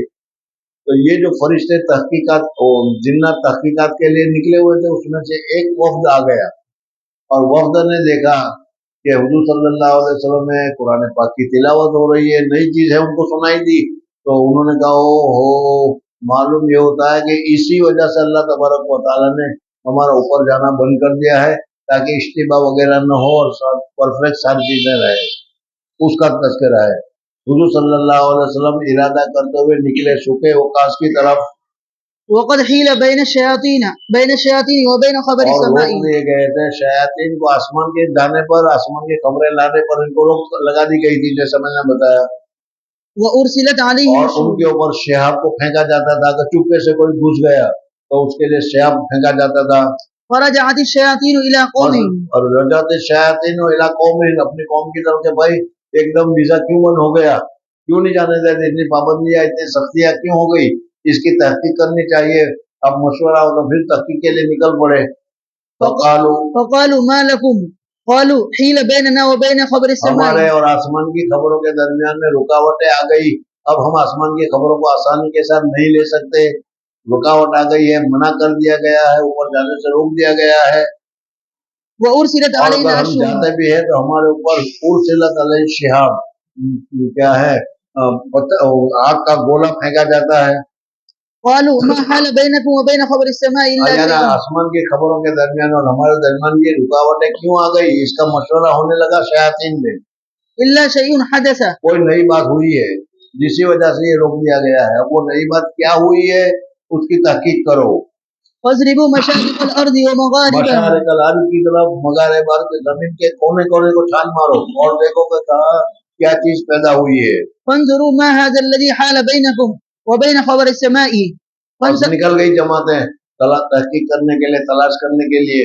تو یہ تحقیق کرتے کرتے ایک جماعت مکہ مکرمہ میں سوق اوقاس کے بازار میں حضور صلی اللہ علیہ وسلم جا رہے تھے، فجر کی نماز پڑھ رہے تھے، فجر کی قرآن تلاوت کر رہے تھے، قرآن سن رہے تھے.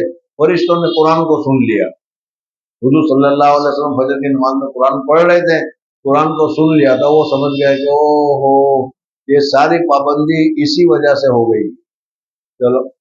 فانصرف أولئك الذين توجهوا نحو تهامة إلى النبي صلى الله عليه وسلم وهو بنخلة عامدين إلى سوق عكاظ وهو يصلي سوق عكاظ کی طرف جا رہے تھے اور اپنے ساتھ آپ کے صحابہ بھی تھے اور صحابہ کے ساتھ حضور صلی اللہ علیہ وسلم جا رہے تھے. فجر کی نماز کا وقت ہو گیا، حضور صلی اللہ علیہ وسلم نے فجر کی نماز پڑھی. فجر کی نماز میں حضور صلی اللہ علیہ وسلم نے قرآن پاک کی تلاوت کی. اس تلاوت کو سن کر وہ سمجھ گئے کہ ہاں یہ کچھ ہوا ہے. وهو يصلي بأصحابه صلاة الفجر فلما سمعوا القرآن استمعوا له جب قرآن کو انہوں نے سنا فقالوا هذا والله واللہ یہی وہ وجہ ہے قرآن، یہی وجہ ہے کہ جس کی وجہ سے اللہ تعالیٰ نے ہمیں آسمان پر جانے سے اب روک دیا ہے، منع کر دیا ہے، تاکہ قرآن میں آمیزش نہ ہو، قرآن میں خلط ملط نہ ہو، قرآن میں کوئی گڑبڑی نہ ہو۔ واللہ الذی، والله الذي حال بينكم وبين خبر السماء فهنالك حين رجعوا بس الى اب قوم. جب یہ لوگ تحقیق ہو گئے ان کو، اب تحقیق کرنے کے بعد پھر جب وہ اپنے قوم کے پاس پہنچے، شیاطین کے پاس، اور وہاں جب ان کی میٹنگ لگی کہ بھائی اپنا اپنا رپورٹ بناؤ، تم کیا کیا دیکھ کر آئے، کہاں ملا تمہیں، کیا کس طریقے سے ہوا، تو اس قوم نے جنہوں نے ابھی سوکھے اوقات میں جاتے ہوئے حضور صلی اللہ علیہ وسلم کو دیکھا تھا، انہوں نے کہا، کیا کہا؟ قالوا يا قومنا إنا سمعنا قرآنا عجبا يهدي إلى الرشد فآمنا به ولن نشرك بربنا أحدا. بس یہی لفظ انہوں نے جا کر کہا، سمجھنا کہ ہم نے ایسا قرآن سنا جو ہدایت والا ہے۔ اللہ جل جلالہ نے انہی کے الفاظ کو قرآن میں ڈال کر حضور صلی اللہ علیہ وسلم پر وہی نازل کی، اور قرآن پاک میں الفاظ ہے فانزل اللہ علی نبیہ، فأنزل الله على نبيه صلى الله عليه وسلم قل أوحي إلي وإنما أوحي إليه قول قول الجن. الجن، یعنی جنات نے بات کی تھی، وہ جنات کی بات کو اللہ تعالیٰ نے سنی، اللہ تبارک و تعالیٰ نے اس بات کو وحی کے ذریعے سے حضور اکرم صلی اللہ علیہ وسلم کو سنائی، جیسے کہ یہ آیت ابھی تم نے پڑھی جی۔ حدثنا مسدد قال حدثنا إسماعيل قال حدثنا أيوب عن إكرمة عن ابن عباس رضي الله عنه قال قرأ النبي صلى الله عليه وسلم فيما أمر وسكت فيما أمر وما كان ربك نسيا ولقد كان لكم في رسول الله أسوة حسنة. باب الجمع بين السورتين في ركعة والقراءة بالخواتم ایک ہی رکعت میں وبسورة. دو سورتوں کو پڑھنا سمجھنا جائز ہے کہ ناجائز ہے، اس کو مصنف رحمۃ اللہ علیہ فرماتے ہیں کہ سورہ بقرہ بھی ایک رکعت میں پڑھ دی اور سورہ آل عمران بھی ایک رکعت میں پڑھ دی، تو ایسا نہیں تو چھوٹی صورتیں دو بھی صورت ایک رکعت میں دو صورتیں پڑھ دی۔ قبل سورة وبأول سورة. ويذكر عن عبد الله بن السائب یا اسی طریقے سے ایک صورت کا اگلا حصہ پڑھا اور دوسری صورت کا آخری حصہ پڑھا، یعنی پوری صورت نہیں پڑھی، تھوڑا تھوڑا پڑھا، تو یہ بھی جائز اور درست ہے۔ قرأ النبي صلى الله عليه وسلم المؤمنون في الصبح حتى إذا جاء ذكر موسى وهارون أو ذكر عيسى أخذته. حضور اکرم صلی اللہ علیہ وسلم کو کھانسی آ گئی، اور کھانسی آنے کی وجہ سے حضور صلی اللہ علیہ وسلم آگے تلاوت نہیں کر سکے، تو حضور صلی اللہ علیہ وسلم نے رکوع کر دیا جی۔ أخذته سعلة فركع وقرأ عمر في الركعة الأولى ب120 آية من 120 البقرة. آیتیں بڑی حضرت عمر فاروق رضی اللہ تعالیٰ عنہ نے سورہ بقرہ کی۔ وفي الثانية بسورة من المثاني وقرأ الأحنف بالكهف في الأولى وفي الثانية بيوسف. پہلی رکعت میں سورہ کہف، دوسری رکعت میں سورہ یوسف أو يونس. وذكر أنه صلى مع عمر رضي الله عنه الصبح بهما وقرأ ابن مسعود ب40 آية من الأنفال وفي الثانية بسورة من المفصل. وقال قتادة في من يقرأ بسورة واحدة في الركعتين أو يردد سورة واحدة ایک ہی سورت کو دو سورت میں پڑھتے ہیں تو اس کے لیے کیا حکم ہے اس کو بتا رہے ہیں۔ في ركعتين كل كتاب الله. سب کتاب اللہ ہے، جائز ہے، درست ہے، اس میں نماز صحیح ہو جائے گی۔ ہاں پڑھنا اچھا ہے یا نہیں ہے وہ ایک سوال رہے گا، لیکن نماز تمہاری درست ہو جائے گی جی۔ وقال عبيد الله عن ثابت عن أنس كان رجل من الأنصار يؤمهم في مسجد قباء وكان كلما افتتح سورة يقرأ بها لهم في الصلاة مما يقرأ به افتتح بقل هو الله أحد. ایک آدمی تھا کہ جب وہ نماز پڑھتا تھا تو نماز پڑھنے کے وقت میں ہر رکعت میں قل هو اللہ پڑھنے کی اس کی عادت تھی۔ صحابہ کرام رضوان اللہ تعالیٰ علیہ مجمعین میں امامت کراتا تھا، جب بھی امامت کراتا تو ہر نماز میں قل هو اللہ ضروری ہے، لازمی ہے۔ انہوں نے کہا کہ بھائی یہ کیا کر رہے ہو؟ کہا کہ میں تو پڑھوں گا ایسا ہی، تمہیں اگر امامت کرانا ہو، مجھے امامت میری پسند ہو تو امامت کراؤ، امامت کروں گا تو میں تو سورہ فاتحہ چھوڑنے والا نہیں، میں تو پڑھتا ہی رہوں گا۔ ان لوگوں کو ان کی امامت بہت زیادہ پسند تھی، متقی تھے، پرہیزگار تھے، امامت اچھی لگتی تھی، اس وجہ سے انہوں نے کہا کہ ٹھیک ہے پڑھتے رہو، ہر رکعت میں سورہ فاتحہ سورہ اخلاص پڑھتے رہا۔ پھر حضور صلی اللہ علیہ وسلم کے پاس جب پہنچے تو وہاں پر کارگزاری سنائی گئی، تو کارگزاری میں یہ بتایا گیا کہ بھائی یہ نماز پڑھاتے ہیں تو ہر رکعت میں سورہ اخلاص پڑھتے ہیں۔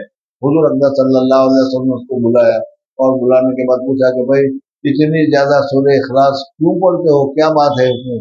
تو کہا کہ یا رسول اللہ صلی اللہ علیہ وسلم اللہ جل جلالہ و امن والوں نے اس میں اپنا ونس نسب بیان کیا ہے، میں کسی کا بیٹا نہیں، میرا کوئی باپ نہیں، کیا وغیرہ، اور مجھے یہ بہت پسند ہے، اس وجہ سے میں اس کو پڑھتا ہوں۔ تو حضور صلی اللہ علیہ وسلم نے فرمایا کہ تیرا سورہ اخلاص کو پسند کرنا یہ بہت اچھی بات ہے، اسی وجہ سے تم پڑھتے ہو، تو پڑھتے رہو، آخرت میں اللہ تبارک و تعالیٰ اس کا یہ ثواب دے گا۔ جی پڑھو۔ حتى يبلغ منها ثم يقرأ بسورة أخرى معها، وكان يصنع ذلك في كل ركعة.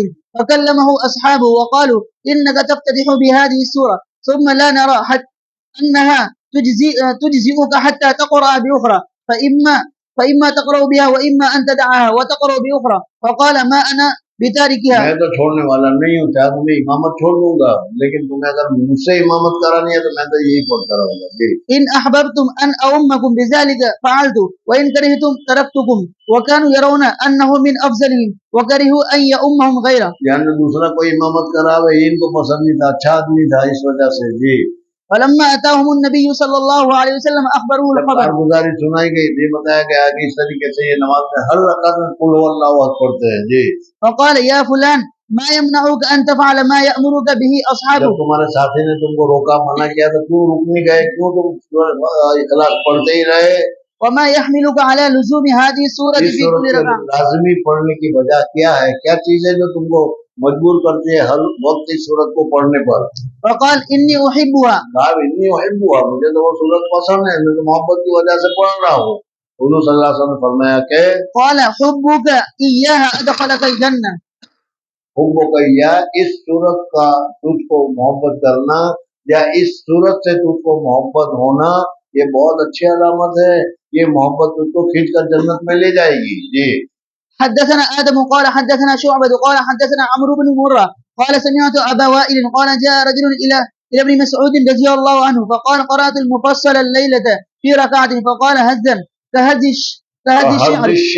كهز الشعر یعنی ایسا پڑھا، بڑی صورت پڑھی پوری رکعت میں، یعلم تعلم نہیں ہوا ہوگا سمجھ میں، اس وجہ سے تم کہا کہ جس طریقے سے شعر پڑھا جاتا ہے اس طریقے سے تم نے پڑھا ہوگا۔ یہاں لفظ تو شعر کا ہے۔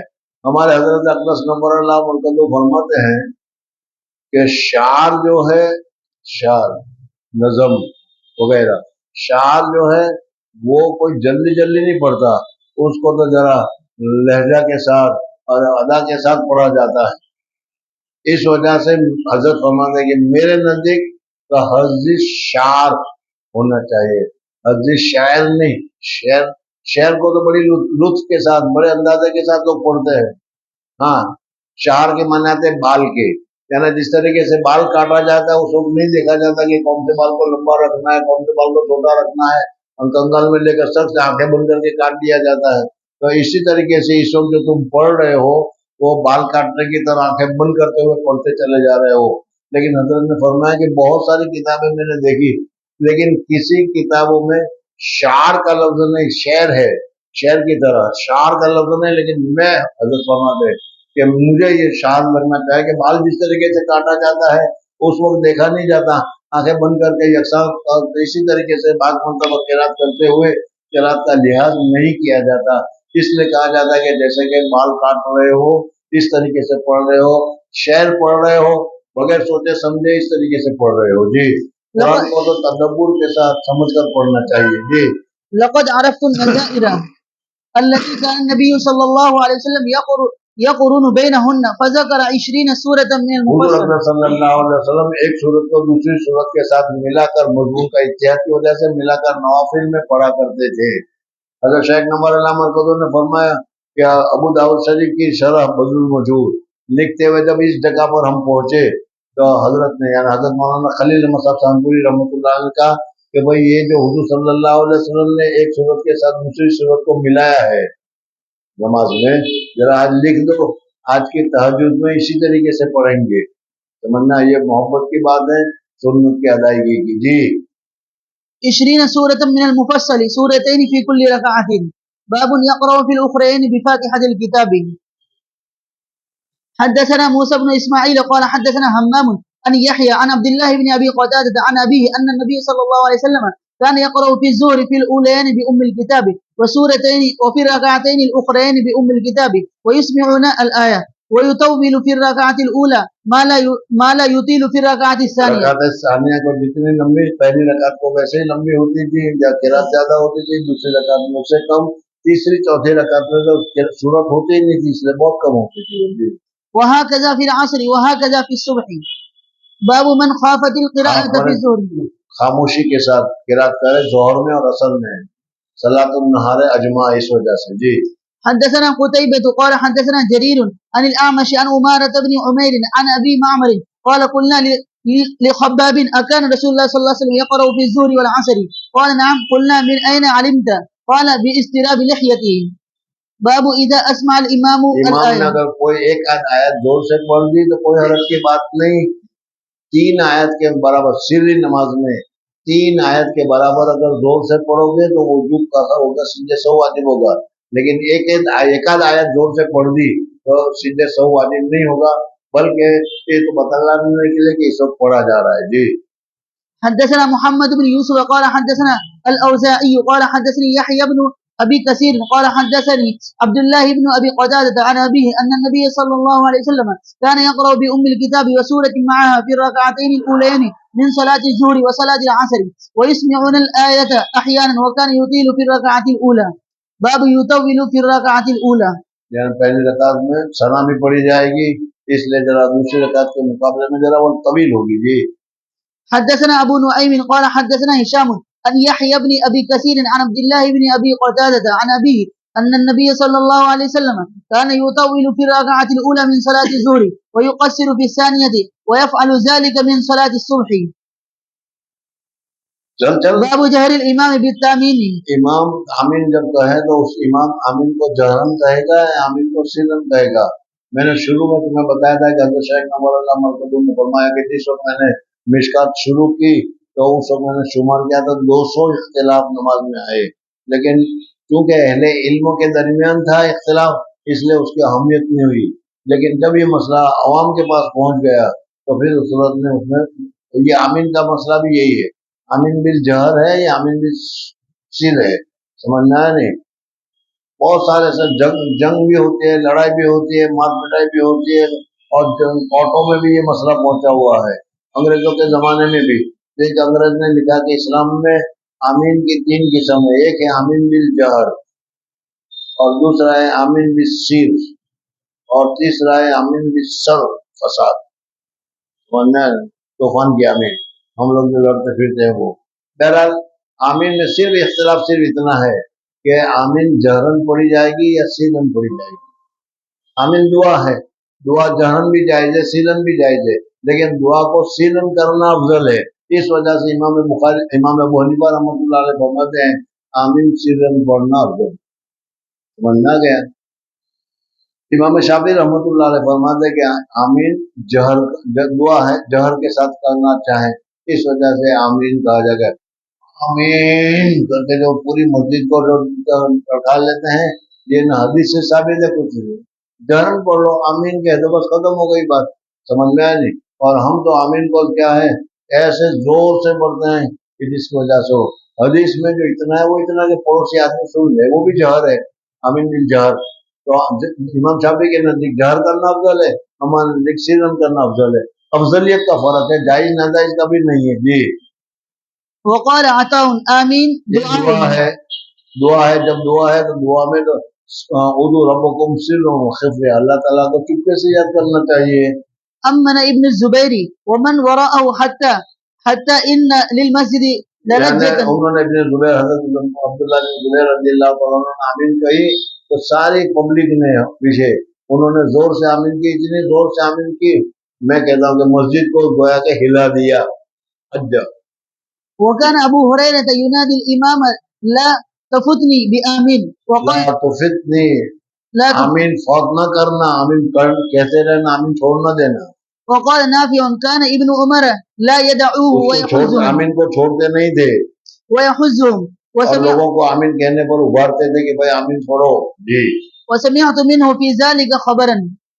حدثنا عبد الله بن يوسف قال أخبرنا مالك عن ابن شهاب عن سعيد بن المسيب وأبي سلمة بن عبد الرحمن أنهما أخبراه عن أبي هريرة رضي الله عنه أن رسول الله صلى الله عليه وسلم جس قال وقت امام آمین کہا، امام تو ولدوالین کہہ دے گا، ولدوالین کے بعد امام کو بھی آمین کہنا چاہیے، اور جب امام آمین کہے گا اس وقت تم آمین کہو گے، اس وقت فرشتے آمین کہیں گے، تینوں کے آمین اگر مدم ہو گئے، برابر ہو گئے، غفر له ما تقدم من ذنبی. جی قال إذا أمن الإمام فأمنوا فإنه من وافق تأمينه تأمين الملائكة غفر له ما تقدم من ذنبه.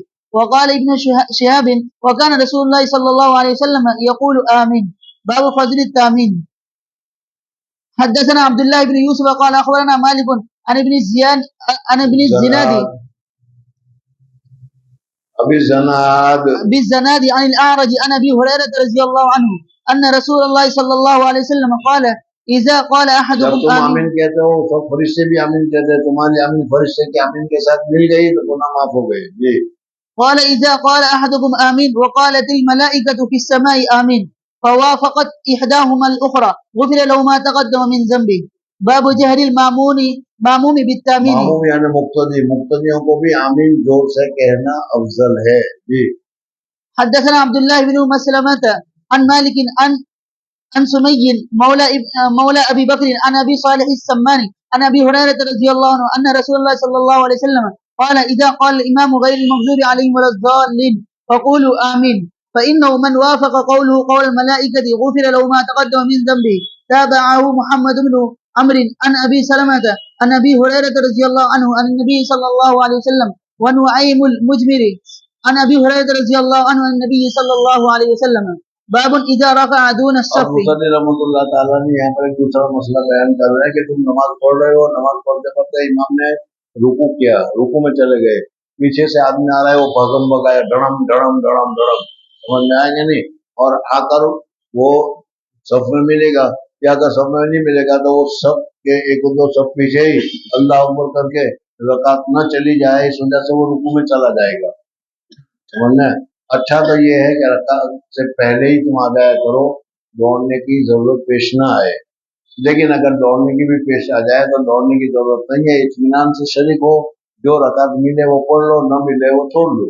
لیکن ایسا نہیں ہوتا، بھگم بھاگی ہوتی ہے، تو اس وجہ سے اس مسئلے کو بتاتے ہیں کہ کیا کرنا چاہیے. جی حدثنا موسى بن إسماعيل قال حدثنا همام عن الأعلم وهو زياد عن الحسن عن أبي بكرة أنه انتهى إلى النبي صلى الله عليه وسلم وهو راكع فركع قبل أن يصل إلى الصف وذكر ذلك للنبي صلى الله عليه وسلم فقال زادك الله حرصا ولا ایک تعود. صحابی نے ایسا کیا، حضور صلی اللہ علیہ وسلم کو بتا دیا تو حضور صلی اللہ علیہ وسلم نے کہا کہ بھئی اچھا کیا تم نے، رکعت کو پانے کی حرص میں، رکعت کو پانے کی لالچ میں تم نے جلدی سے ایک صف میں الگ سے کھڑے ہو کر اللہ اکبر کہہ کر کر لیا، اچھا کام کیا.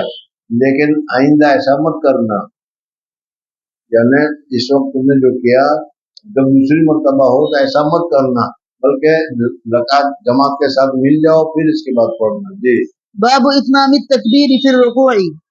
قاله ابن عباس رضي الله عنه عن النبي صلى الله عليه وسلم وفيه مالك بن الحويرثي. حدثنا إسحاق الواسطي قال حدثنا خالد عن الجريري عن أبي العلاء عن مطرف یعنی رکوع میں جاتے ہوئے اللہ اکبر پورا ہونا چاہیے. بعض جگہ تم نے دیکھا ہوگا اللہ اکبر، اللہ بھی پورا نہیں ہوتا، اکبر بھی پورا نہیں ہوتا، ایسا نہیں، بلکہ اللہ اکبر پوری طریقے سے کہو پھر رکوع میں جاؤ. جی عن عمران بن حسين قال سلم علي رضي الله عنه بالبصرة فقال حضرت علی رضی اللہ تعالیٰ کے ساتھ نماز پڑھی تو حضرت علی رضی اللہ تعالیٰ عنہ بالکل حضور اکرم صلی اللہ علیہ وسلم کے ساتھ سنت کے مطابق نماز پڑھاتے تھے. تو حضرت علی کے ساتھ نماز پڑھنے کی وجہ سے ہمارے دل میں آیا کہ ذکرنا حاضر رجل، اس آدمی نے ہم کو نماز پڑھائی، تو نماز پڑھانے کی وجہ سے ہمیں حضور صلی اللہ علیہ وسلم کے ساتھ جو نماز پڑھتے تھے وہ نماز ہمیں یاد آ گئی. جی قال هذا الرجل صلاة كنا نصليها مع رسول الله صلى الله عليه وسلم فذكر أنه كان يكبر كلما رفع وكلما وزع. یعنی جب اٹھتے تھے جب بیٹھتے تھے تو دونوں ساتھ ساتھ کرتے تھے. تین چیزیں الگ الگ ہوتی ہے، سیدھے کھڑے ہو گئے اور پھر کھڑے ہونے کے بعد کہہ رہے سمیع اللہ لمن حمیدہ، سمجھنا ہے. یا دوسری صورت ہے کہ سر اٹھا رہے سمع اللہ لمن حمیدہ، یہ ساتھ ساتھ ہوا، سمجھ میں آیا؟ اور تیسرا یہ کہ پہلے کھڑے ہو گئے، پھر پہلے سجدے میں چلے گئے اور پھر اللہ اکبر کہہ کر کہا انہوں نے۔ تو اچھا تو یہی ہے کہ دونوں ساتھ ساتھ ہونے چاہیے۔ علامہ وضع، جب وضع ہو تو ہر وضع کے ساتھ اٹھنے بیٹھنے کے ساتھ تکبیر ہونی چاہیے۔ جی حدثنا عبد الله بن يوسف قال أخبرنا مالك عن ابن شهاب عن أبي سلمة عن أبي هريرة رضي الله عنه أنه كان يصلي بهم ويكبر كلما خفض جب ورفع جھکتے تھے، جب اٹھتے تھے، فإذا انشرف اور جب نماز سے فارغ ہوتے تو کہتے تھے میں نے بالکل حضور صلی اللہ علیہ وسلم کے طریقے کے مطابق ان کو نماز پڑھائی۔ قال إني لأشبههم صلاة برسول الله صلی اللہ علیہ وسلم باب اتمام التکبیر فی السجود۔ ہاں، سجدے میں جاتے ہوئے بھی پوری تکبیر کہنی چاہیے، اللہ اکبر۔ بعض جگہ بعض اماموں سے کہیں اللہ اکبر بولتے بولتے اور اکبر کو چھوڑ دیتے ہیں یا اکبر پورا تعین نہیں کرتے۔ نزاکت ہوتی ہے ہر ایک کی۔ جی حدثنا ابو النعمان قال حدثنا حماد بن زيد عن غيلان بن جرير عن مطرف بن عبد الله قال صليت خلف علي بن ابي طالب رضي الله عنه انا وعمران بن حسين وكان اذا سجد كبر واذا رفع راسه كبر واذا نهز من ركعتين كبر فلما قضى الصلاه اخذ بيدي عمران بن حسين فقال قد ذكر عمران ابن حسین نے میرا ہاتھ پکڑا اور ہاتھ پکڑنے کے بعد کہا کہ علی نے جو ابھی نماز پڑھائی، اس نماز میں ان کے اس طریقے نے ہمیں حضور صلی اللہ علیہ وسلم کے ساتھ جو نماز پڑھتے تھے وہ طریقہ یاد دلاتا، بالکل حضور صلی اللہ علیہ وسلم جیسے پڑھتے تھے ویسے علی نے پڑھائی، یہ مطلب۔ جی قد ذكرني هذا صلاة محمد صلى الله عليه وسلم أو قال لقد صلى بنا صلاة محمد صلى الله عليه وسلم۔ حدثنا عمرو بن عون قال أخبرنا هشيم عن أبي بشر عن إكرمة قال رأيت رجلا عند المقام يكبر في كل خفض ورفع وإذا قام وإذا وزع فأخبرت ابن عباس رضي الله عنه فقال أو ليس حضرت عبداللہ ابن عباس رضی اللہ عنہ کو میں نے شکایت کی کہ آپ نے نماز پڑھا تو اس کی نماز کو دیکھ کر تو حضرت عبداللہ ابن عباس رضی اللہ عنہ کا حضرت تیری مار ہوئے، سنت یہی تو نماز تھی، حضور صلی اللہ علیہ وسلم اسی طریقے سے تو نماز پڑھتے تھے، اس نے تو سنت طریقہ کے مطابق پڑھائی ہے، اس میں تمہیں کیا اشکال نظر آیا؟ جی أوليس تلك صلاة النبي صلى الله عليه وسلم لا أم لك لا ام لک، تیری مار ہوئے تجھ پر۔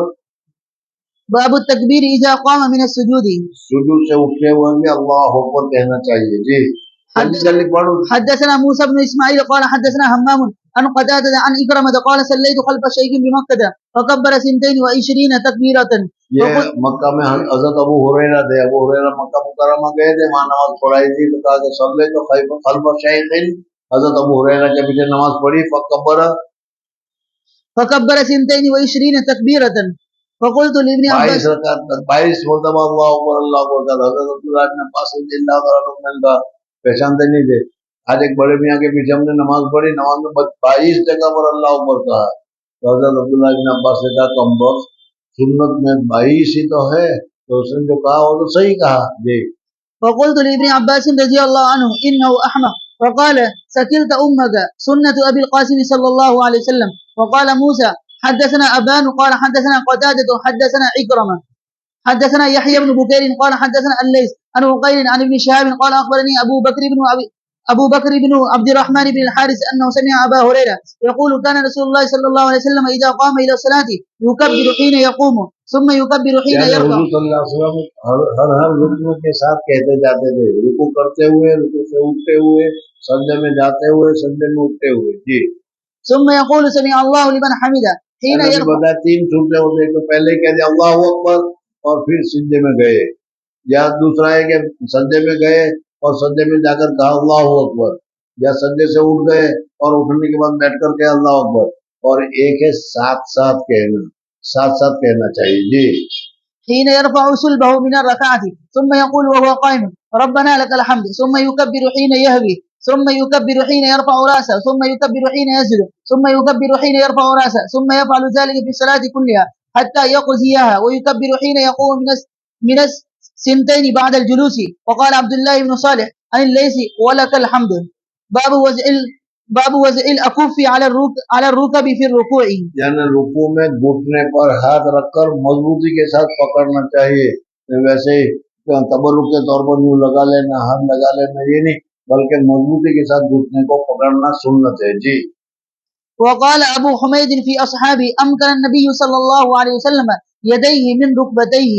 حدثنا أبو الوليد قال حدثنا شعبة عن أبي يعفور قال سمعت مصعب بن سعيد يقول صليت إلى جنب أبي طبقت بين كفي ثم وزعتهما بين فخذي فنهاني أبي وقال كنا نفعله فنهينا عنه وأمرنا أن نضع أيدينا على الركب. یعنی اس طریقے سے میں نے دونوں ہاتھ کیے اور رکوع میں جاتے وقت اور دونوں پاؤں کے درمیان اس کو رکھ دیے. میرا ابا نے منع کیا کہ اس طریقے سے نہیں، ہاتھ کو کھلا رکھو اور دونوں گھٹنے پر رکھو اور گھٹنے کو مضبوطی سے پکڑو، یہ سنت طریقہ ہے جی. باب اذا لم يتم الركوع. رکوع پورا نہ کرے تو وہ معتبر ہے یا نہیں جی. حدثنا حفص بن عمر قال حدثنا شعبة عن سليمان قال سمعت زيد بن وهب قال رأى حذيفة رجلا لا يتم الركوع والسجود. یعنی ایک آدمی کو دیکھا کہ صحیح رکوع بھی نہیں کرتا، صحیح سجدہ بھی نہیں کرتا، تو انہوں نے ڈانٹا کہ بھائی نماز میں رکوع بھی پورا کرنا چاہیے، سجدہ بھی پورا کرنا چاہیے جی. وقال ما صليت ولو مت. اگر تو اسی حالت میں مر جائے گا تو غیر فطرت پر مرے گا، تو اسلامی طرز پر نہیں ہوگا. مت على غير الفطرة التي فطر الله محمد صلى الله عليه وسلم. باب استواء الظهر في الركوع. رکوع کیا جائے تو رکوع میں تمہاری پیٹھ جو ہے وہ یوں نہیں ہونی چاہیے، بلکہ تمہاری پیٹھ بالکل سیدھی ہونی چاہیے. کتابوں میں لکھا جب پانی کا کٹورا رکھ دیا جائے تو وہ ٹھہر جائے، سمجھنا ہے نا. رکوع کرتے وقت سورین سے لے کر گردن تک سب ایک لیول ہونا چاہیے جی. باب استواء الظهر في الركوع. وقال ابو حميد في اصحابه ركع النبي صلى الله عليه وسلم ثم حسر حضور صلی ظهره. اللہ علیہ وسلم نے اپنے ظہر اپنے پیٹ کو اگڑا نہیں کیا بلکہ سیدھا رکھا جی. باب حد اتمام الركوع والاعتدال فيه والاطمئنانية. حدثنا بدل بن المحبر قال حدثنا شعبة قال اخبرني الحكم عن ابن ابي ليلى عن البراء قال كان ركوع النبي صلى الله عليه وسلم وسجوده وبين حضور کا سجدہ اور ایک سجدے کے لے کر دوسرے سجدے کے درمیان میں ہر چیز برابر توانیت کے ساتھ ہوتی تھی، میزان کے ساتھ ہوتی تھی، برابر ہوا کرتی تھی جی. وبين السجدتين واذا رفع مما خلى القيام والقعود قريبا من السماء. باب امر النبي صلى الله عليه وسلم الذي لا جو يتم. شخص کے رکوع صحیح نہ کرے، سجدہ نہ کرے، اس کو حضور صلی اللہ علیہ وسلم نے دوبارہ پڑھنے کا حکم دیا جی. التي لا يتم ركوعه بالإعادة. حدثنا مسدد قال حدثنا يحيى بن سعيد عن عبيد الله قال حدثني سعيد المقبري عن أبيه عن أبي هريرة رضي الله عنه أن النبي صلى الله عليه وسلم دخل المسجد. حضور صلی اللہ علیہ وسلم مسجد میں تشریف لائے اور صحابی بھی تشریف لائے اور آ کر اس نے 2 رکعت نفل پڑھی. فدخل رجل فصلى ثم جاء فسلم على النبي صلى الله عليه وسلم فرد عليه النبي صلى الله عليه وسلم. اس نے سلام کیا، حضور صلی اللہ علیہ وسلم نے سلام کا جواب دیا، کہا ارجع فإنك لم تصلي، ابھی حدیث گزری. فقال ارجع فصلي فإنك لم تصلي فصلى ثم جاء فسلم على النبي صلى الله عليه وسلم فقال ارجع فصلي فإنك لم تصلي 3 فقال والذي بعثك بالحق ما احسن غیرہ. اس سے اچھی نماز میں نہیں پڑھ سکتا، مجھے معلوم نہیں، آپ مجھے سلا دیجئے، بتا دیجئے. فعلمنی فقال اذا قمت الى الصلاة سکھلا الصلاة. دیجئے. تو حضور صلی اللہ علیہ وسلم نے سکھلایا، کیا سکھلایا؟ فعلمنی فقال اذا قمت الى الصلاة اذا قمت الى الصلاة اذا قمت الى الصلاة تکبیر تحریمہ کہو، فكبر ثم قرأ ما تيسر معك من القرآن. ما تیسر من القرآن، سورہ فاتحہ وغیرہ پڑھو. ثم اركع حتى پھر رکوع کرو تو اطمینان سے رکوع کرو، سجدہ کرو، اللہ اکبر کہو، کھڑے ہو جاؤ، پھر صحیح کھڑے ہو جاؤ. اس طریقے سے پوری نماز بتائی جی. ثم اركع حتى تطمئن راكعا ثم ارفع حتى تعتدل قائما ثم اسجد حتى تطمئن ساجدا ثم ارفع حتى تطمئن جالسا ثم اسجد حتى تطمئن ساجدا ثم افعل ذلك في صلاتك كلها. باب الدعاء في الركوع. رکوع میں کیا پڑھنا چاہیے جی. حدثنا حفص بن عمر قال حدثنا شعبة عن منصور عن ابي الزحى عن مسروق عن عائشة رضی اللہ عنہ. صلی اللہ علیہ وسلم سے رکوع اور سجود میں مختلف دعائیں ثابت ہے، تاکہ یہ نہ ہو جائے کہ کوئی ایک دعائی پڑھنا فرض ہو، لازم ہو. سمجھنے ہاں، رکوع میں سبحان ربی العظیم اور سجدے میں سبحان ربی الاعلیٰ یہ پڑھنا افضل ہے. لیکن اس کے علاوہ بھی کوئی دوسری تسبیح پڑھی گئی تو جائز ہے. جی.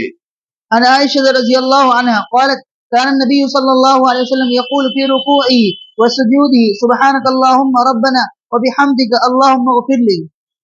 باب ما يقول الإمام ومن خلفه إذا رفع رأسه من جب رکوع سے امام اور مقتدی سر اٹھائے تو کیا کہ امام نے کہا کہ سمع اللہ لمن حمدہ، مقتدی کہے گا اللہم ربنا ولک الحمد، اللہم ربنا ولک الحمد، یہ کہنا افضل ہے. صرف ربنا لک الحمد بھی کہنا جائز ہے، ربنا ولک الحمد بھی کہنا جائز ہے، لیکن پورا کہنا جو میں نے ابھی بتایا اللہم ربنا ولک الحمد یہ افضل اور بہتر ہے. جی. حدثنا آدم قال حدثنا ابن أبي ذئب عن سعيد المقبري عن أبي هريرة رضي الله عنه قال كان النبي صلى الله عليه وسلم إذا قال سمع الله لمن حمده قال اللهم ربنا ولك الحمد. یہی پڑھتے ہوں گے اب میرے خیال سے. جی چل. وكان النبي صلى الله عليه وسلم إذا ركع وإذا رفع رأسه يكبر وإذا قام من السجدتين قال الله أكبر. اٹھتے تھے دونوں سجدے تھے اللہ اکبر کہتے تھے، اس میں اور کچھ نہیں ہوتا تھا. جی. باب فضل اللهم ربنا ولك الحمد. اللہم ربنا ولک الحمد پورا پڑھنے کا کیا ثواب ہے وہ اس میں بتایا جا رہا ہے. آپ لوگ پورا نہیں پڑھتے اس لیے میں نے یاد دلایا آپ کو. جی. اللہم ربنا ولک الحمد پورا پڑھنا چاہیے. جی. حدثنا عبد الله بن يوسف قال أخبرنا مالك عن سمي عن أبي صالح عن أبي هريرة رضي الله عنه أن رسول الله صلى الله عليه وسلم قال إذا قال الإمام سمع الله لمن حمده وقولوا اللهم ربنا لك الحمد فإنه من وافق قوله قول الملائكة غفر له ما تقدم من ذنبه. باب حدثنا معاذ بن فضالة عن هشام عن يحيى عن أبي سلمة عن أبي هريرة رضي الله عنه قال لو قربن صلاة النبي صلى الله عليه وسلم فكان أبو هريرة رضي اللہ صلی اللہ علیہ وسلم کی نماز کے قریب سے قریب طریقے پر میں صحیح طور پر نماز پڑھتا ہوں، میں تم کو بتاتا ہوں. جی. فكان أبو هريرة رضي الله عنه يقنط في الركعة الآخرة من صلاة الظهر وصلاة العشاء وصلاة الصبح بعدما يقول سمع الله لمن حمده فيدعو للمؤمنین ويلعن الكفار. سمع اللہ لمن حمدہ کہنے کے بعد مومنین کے لیے دعا کرتے تھے ويدعو اور یلعن الکفار کفار پر لعنت بھیجتے تھے. ويلعن الكفار. حدثنا عبد الله بن أبي الأسود قال حدثنا إسماعيل عن خالد الحذاء عن أبي قلابة عن أنس رضي الله عنه قال كان القنوت في الفجر والمغرب. حضور صلی اللہ علیہ وسلم کے زمانے میں فجر میں قنوت پڑھا جاتا تھا جس کو ہم قنوت نازلہ کہتے ہیں. اگر کوئی مصیبت جنرلی مصیبت آئے، عام مصیبت آئے تو اس کے دفعہ کے لیے فجر کی نماز کے بعد رکوع کے بعد قنوت پڑھا جاتا ہے تو اس کو قنوت نازلہ کہتے ہیں. کس کس کو یاد ہے قنوت نازلہ؟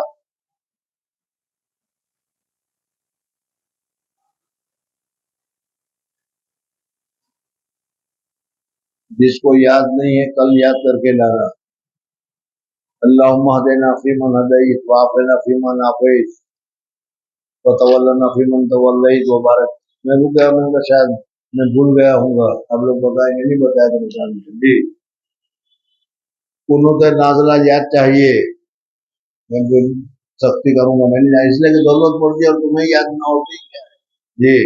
حدثنا عبد الله بن مسلمة عن مالك عن نعيم بن عبد الله المجمر عن علي بن يحيى بن خلاد الزرقي عن أبيه عن رفاعة بن رافع الزرقي قال كنا يوما نصلي وراء النبي صلى الله عليه وسلم فلما رفع رأسه من الركعة قال سمع الله لمن حمده قال رجل وراءه ربنا ولك الحمد حمدا كثيرا طيبا مباركا فيه فلما انصرف قال من بھائی کون پڑھا تھا؟ وہ سب نے غلطی ہو گئی، بس چپ ہو گیا. کہا کہ تم برا نہیں کیا، اس کی اس پڑھنے کی وجہ سے میں نے فرشتوں کو دیکھا کہ وہ ثواب کو حاصل کرنے کے لیے، ثواب کو لکھنے کے لیے تیاری کر رہے تھے. جی.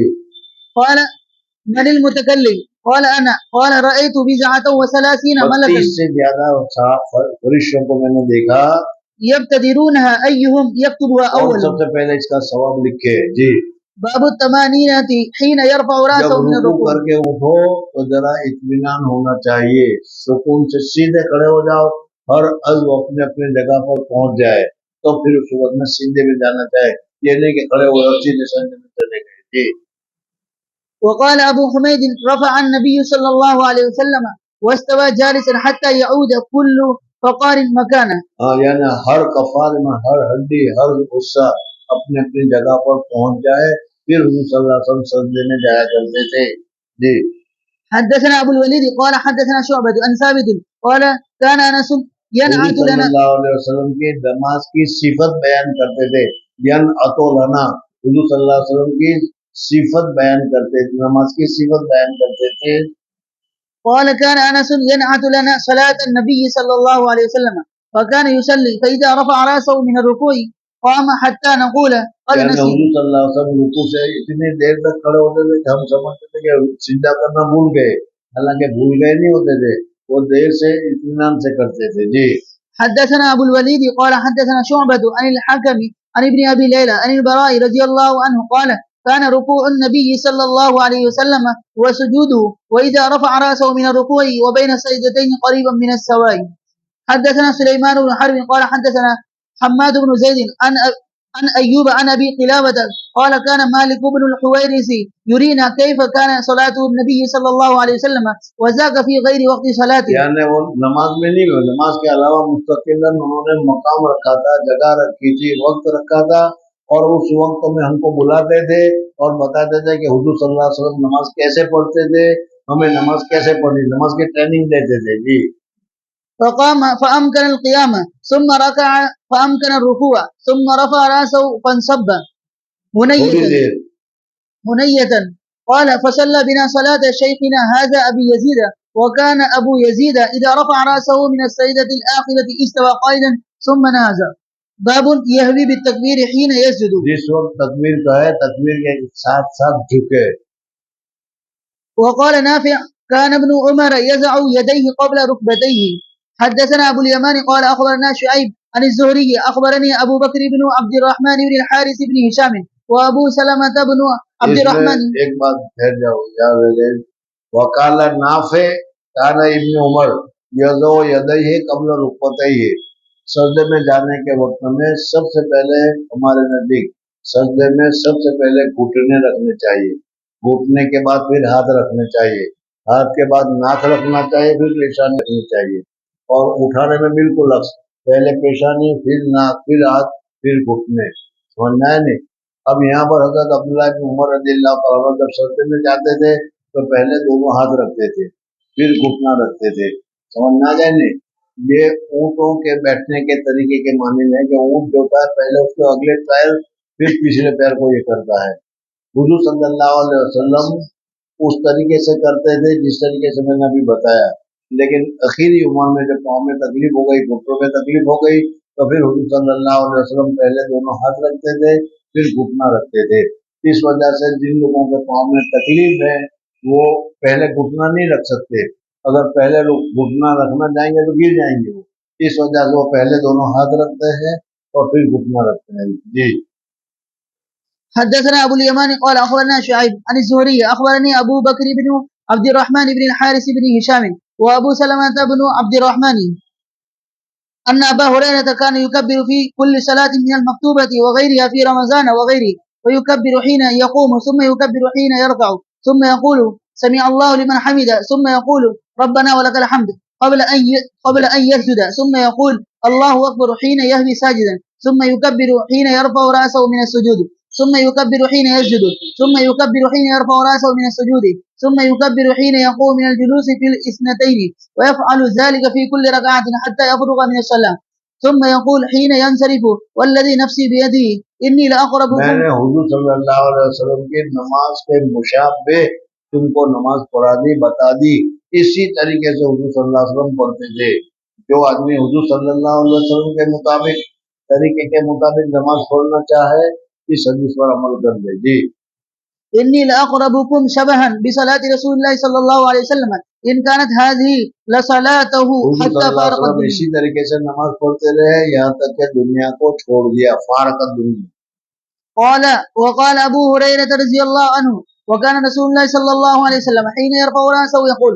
سمع الله لمن حمده ربنا ولك الحمد यानी हुजूर सल्लल्लाहु अलैहि वसल्लम रुकू के बाद कुनूत पढ़ते थे और कभी कुनूत में जिस जिस आदमी के लिए दुआ करते थे उनका नाम लेकर दुआ करते थे बददुआ करना होता था तो उनका नाम लेकर बददुआ करते थे जी يدعو لرجال فيسميهم بأسمائهم فيقول اللهم أنجل الوليد بن الوليد وسلمة بن هشام وإياش بن أبي ربيعة والمستضعفين من المؤمنين اللهم اشدد وطأتك على तेरी पकड़ مزرة को सख्त कर, वस्लुद वता, पकड़ को सख्त कर, اللهم اشدد وطأتك على مزرة واجعلها عليهم سنين كسني फिर यूसुफ हजरत यूसुफ अलैहिस्सलाम के जमाने में जैसे कहत साली होती थी, ऐसी कहत साली एक कबीले मुदर पर जो क्या दरमियान में आता था कि नहीं, वक्त अब्दुल कैस वाले ने कहा था कि नहीं, ये हुजूर सल्लल्लाहु अलैहि वसल्लम ही का खानदा है मुदर, हुजूर सल्लल्लाहु अलैहि वसल्लम, लेकिन वो उस वक्त इस्लाम का पक्का दुश्मन था जी।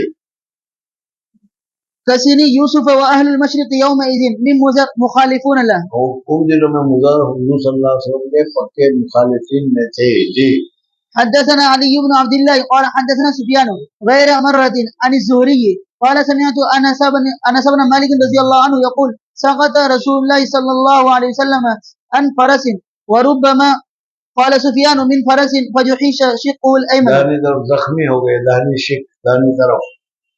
فدخلنا عليه نعوده हुजूर فحضرت सल्लल्लाहु अलैहि वसल्लम की इयादत के लिए हम गए, हुजूर सल्लल्लाहु अलैहि वसल्लम ने बैठकर नमाज पढ़ी, हम लोगों ने भी बैठकर नमाज पढ़ी, वो है जल्दी कर। فحضرت الصلاة فصلى بنا قائدا وقعدنا وقال سفيان مرة صلينا قعودا فلما قضى الصلاة قال إنما جعل الإمام ليتم به فإذا كبر فكبروا وإذا رفع فاركعوا وإذا رفع فارفعوا وإذا قال سمع الله لمن حمده فقولوا ربنا ولك الحمد وإذا سجد فاسجدوا كذا جاء به معمر قلت نعم قال لقد حفظ كذا قال زهري وقال الحمد وقال ولك الحمد حفظت من شقه الأيمن فلما خرجنا من عند الزهري قال ابن جريج وأنا عنده فجحش ساقه الأيمن باب فضل السجود सिजदा करने की क्या फजीलत है वो बता रहे हैं जी।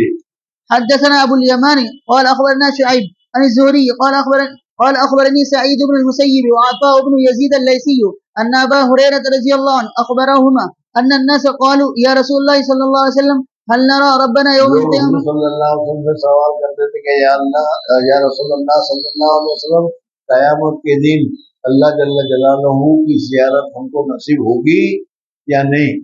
वरना पहले मसला मैंने बताया था तुम्हें, हुजूर अकबर सल्लल्लाहु अलैहि वसल्लम ने फरमाया कि ये दो नमाजें हैं, अगर पढ़ो तो अल्लाह तबारक व तआला की बहुत ही सहूलत के साथ ज़ियारत होगी जी।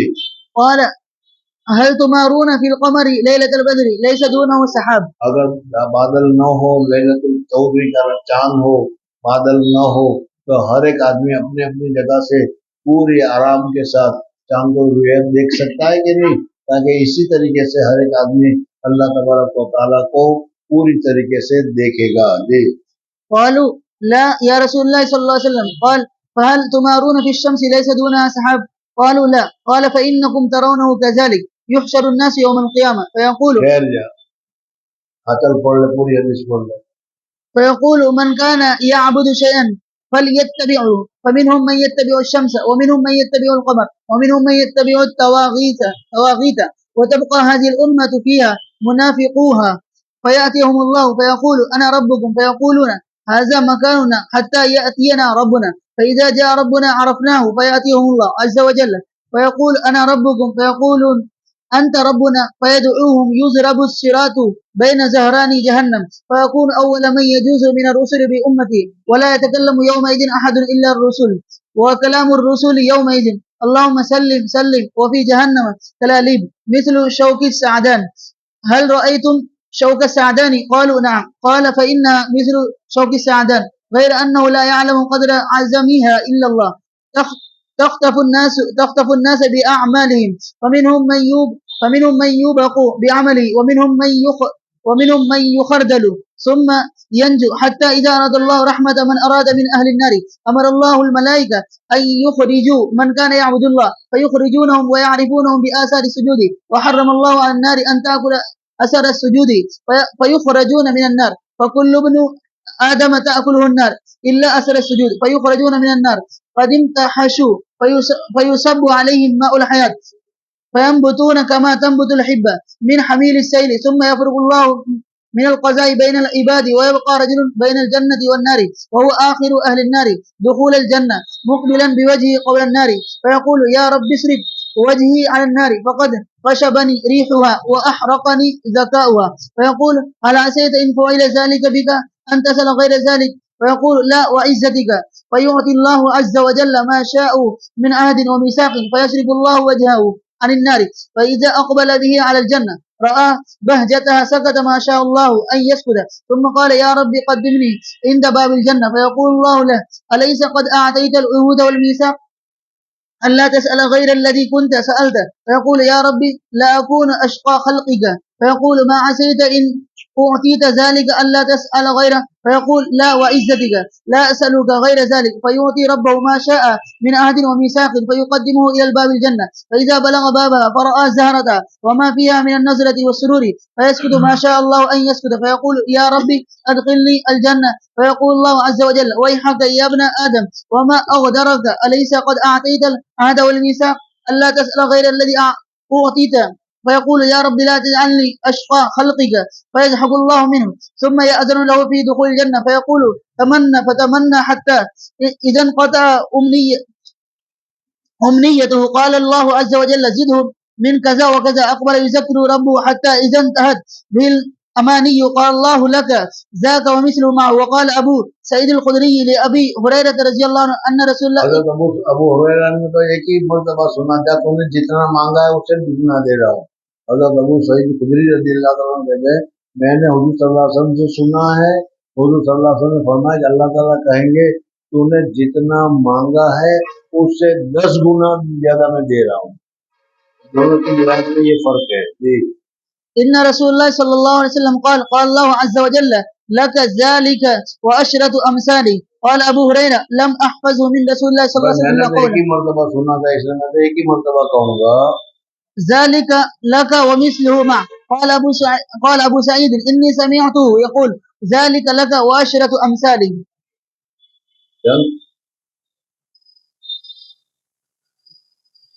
باب يبدئ ذبحيه ولجاء है साढ़े 11 हो गए, कल की तरफ फिर आइंदा है जिसमें जी तो नहीं चाहता था तो चलाऊं, लेकिन कल को फिर इसी पूरी हदीस को सुनाऊंगा क्या है वो।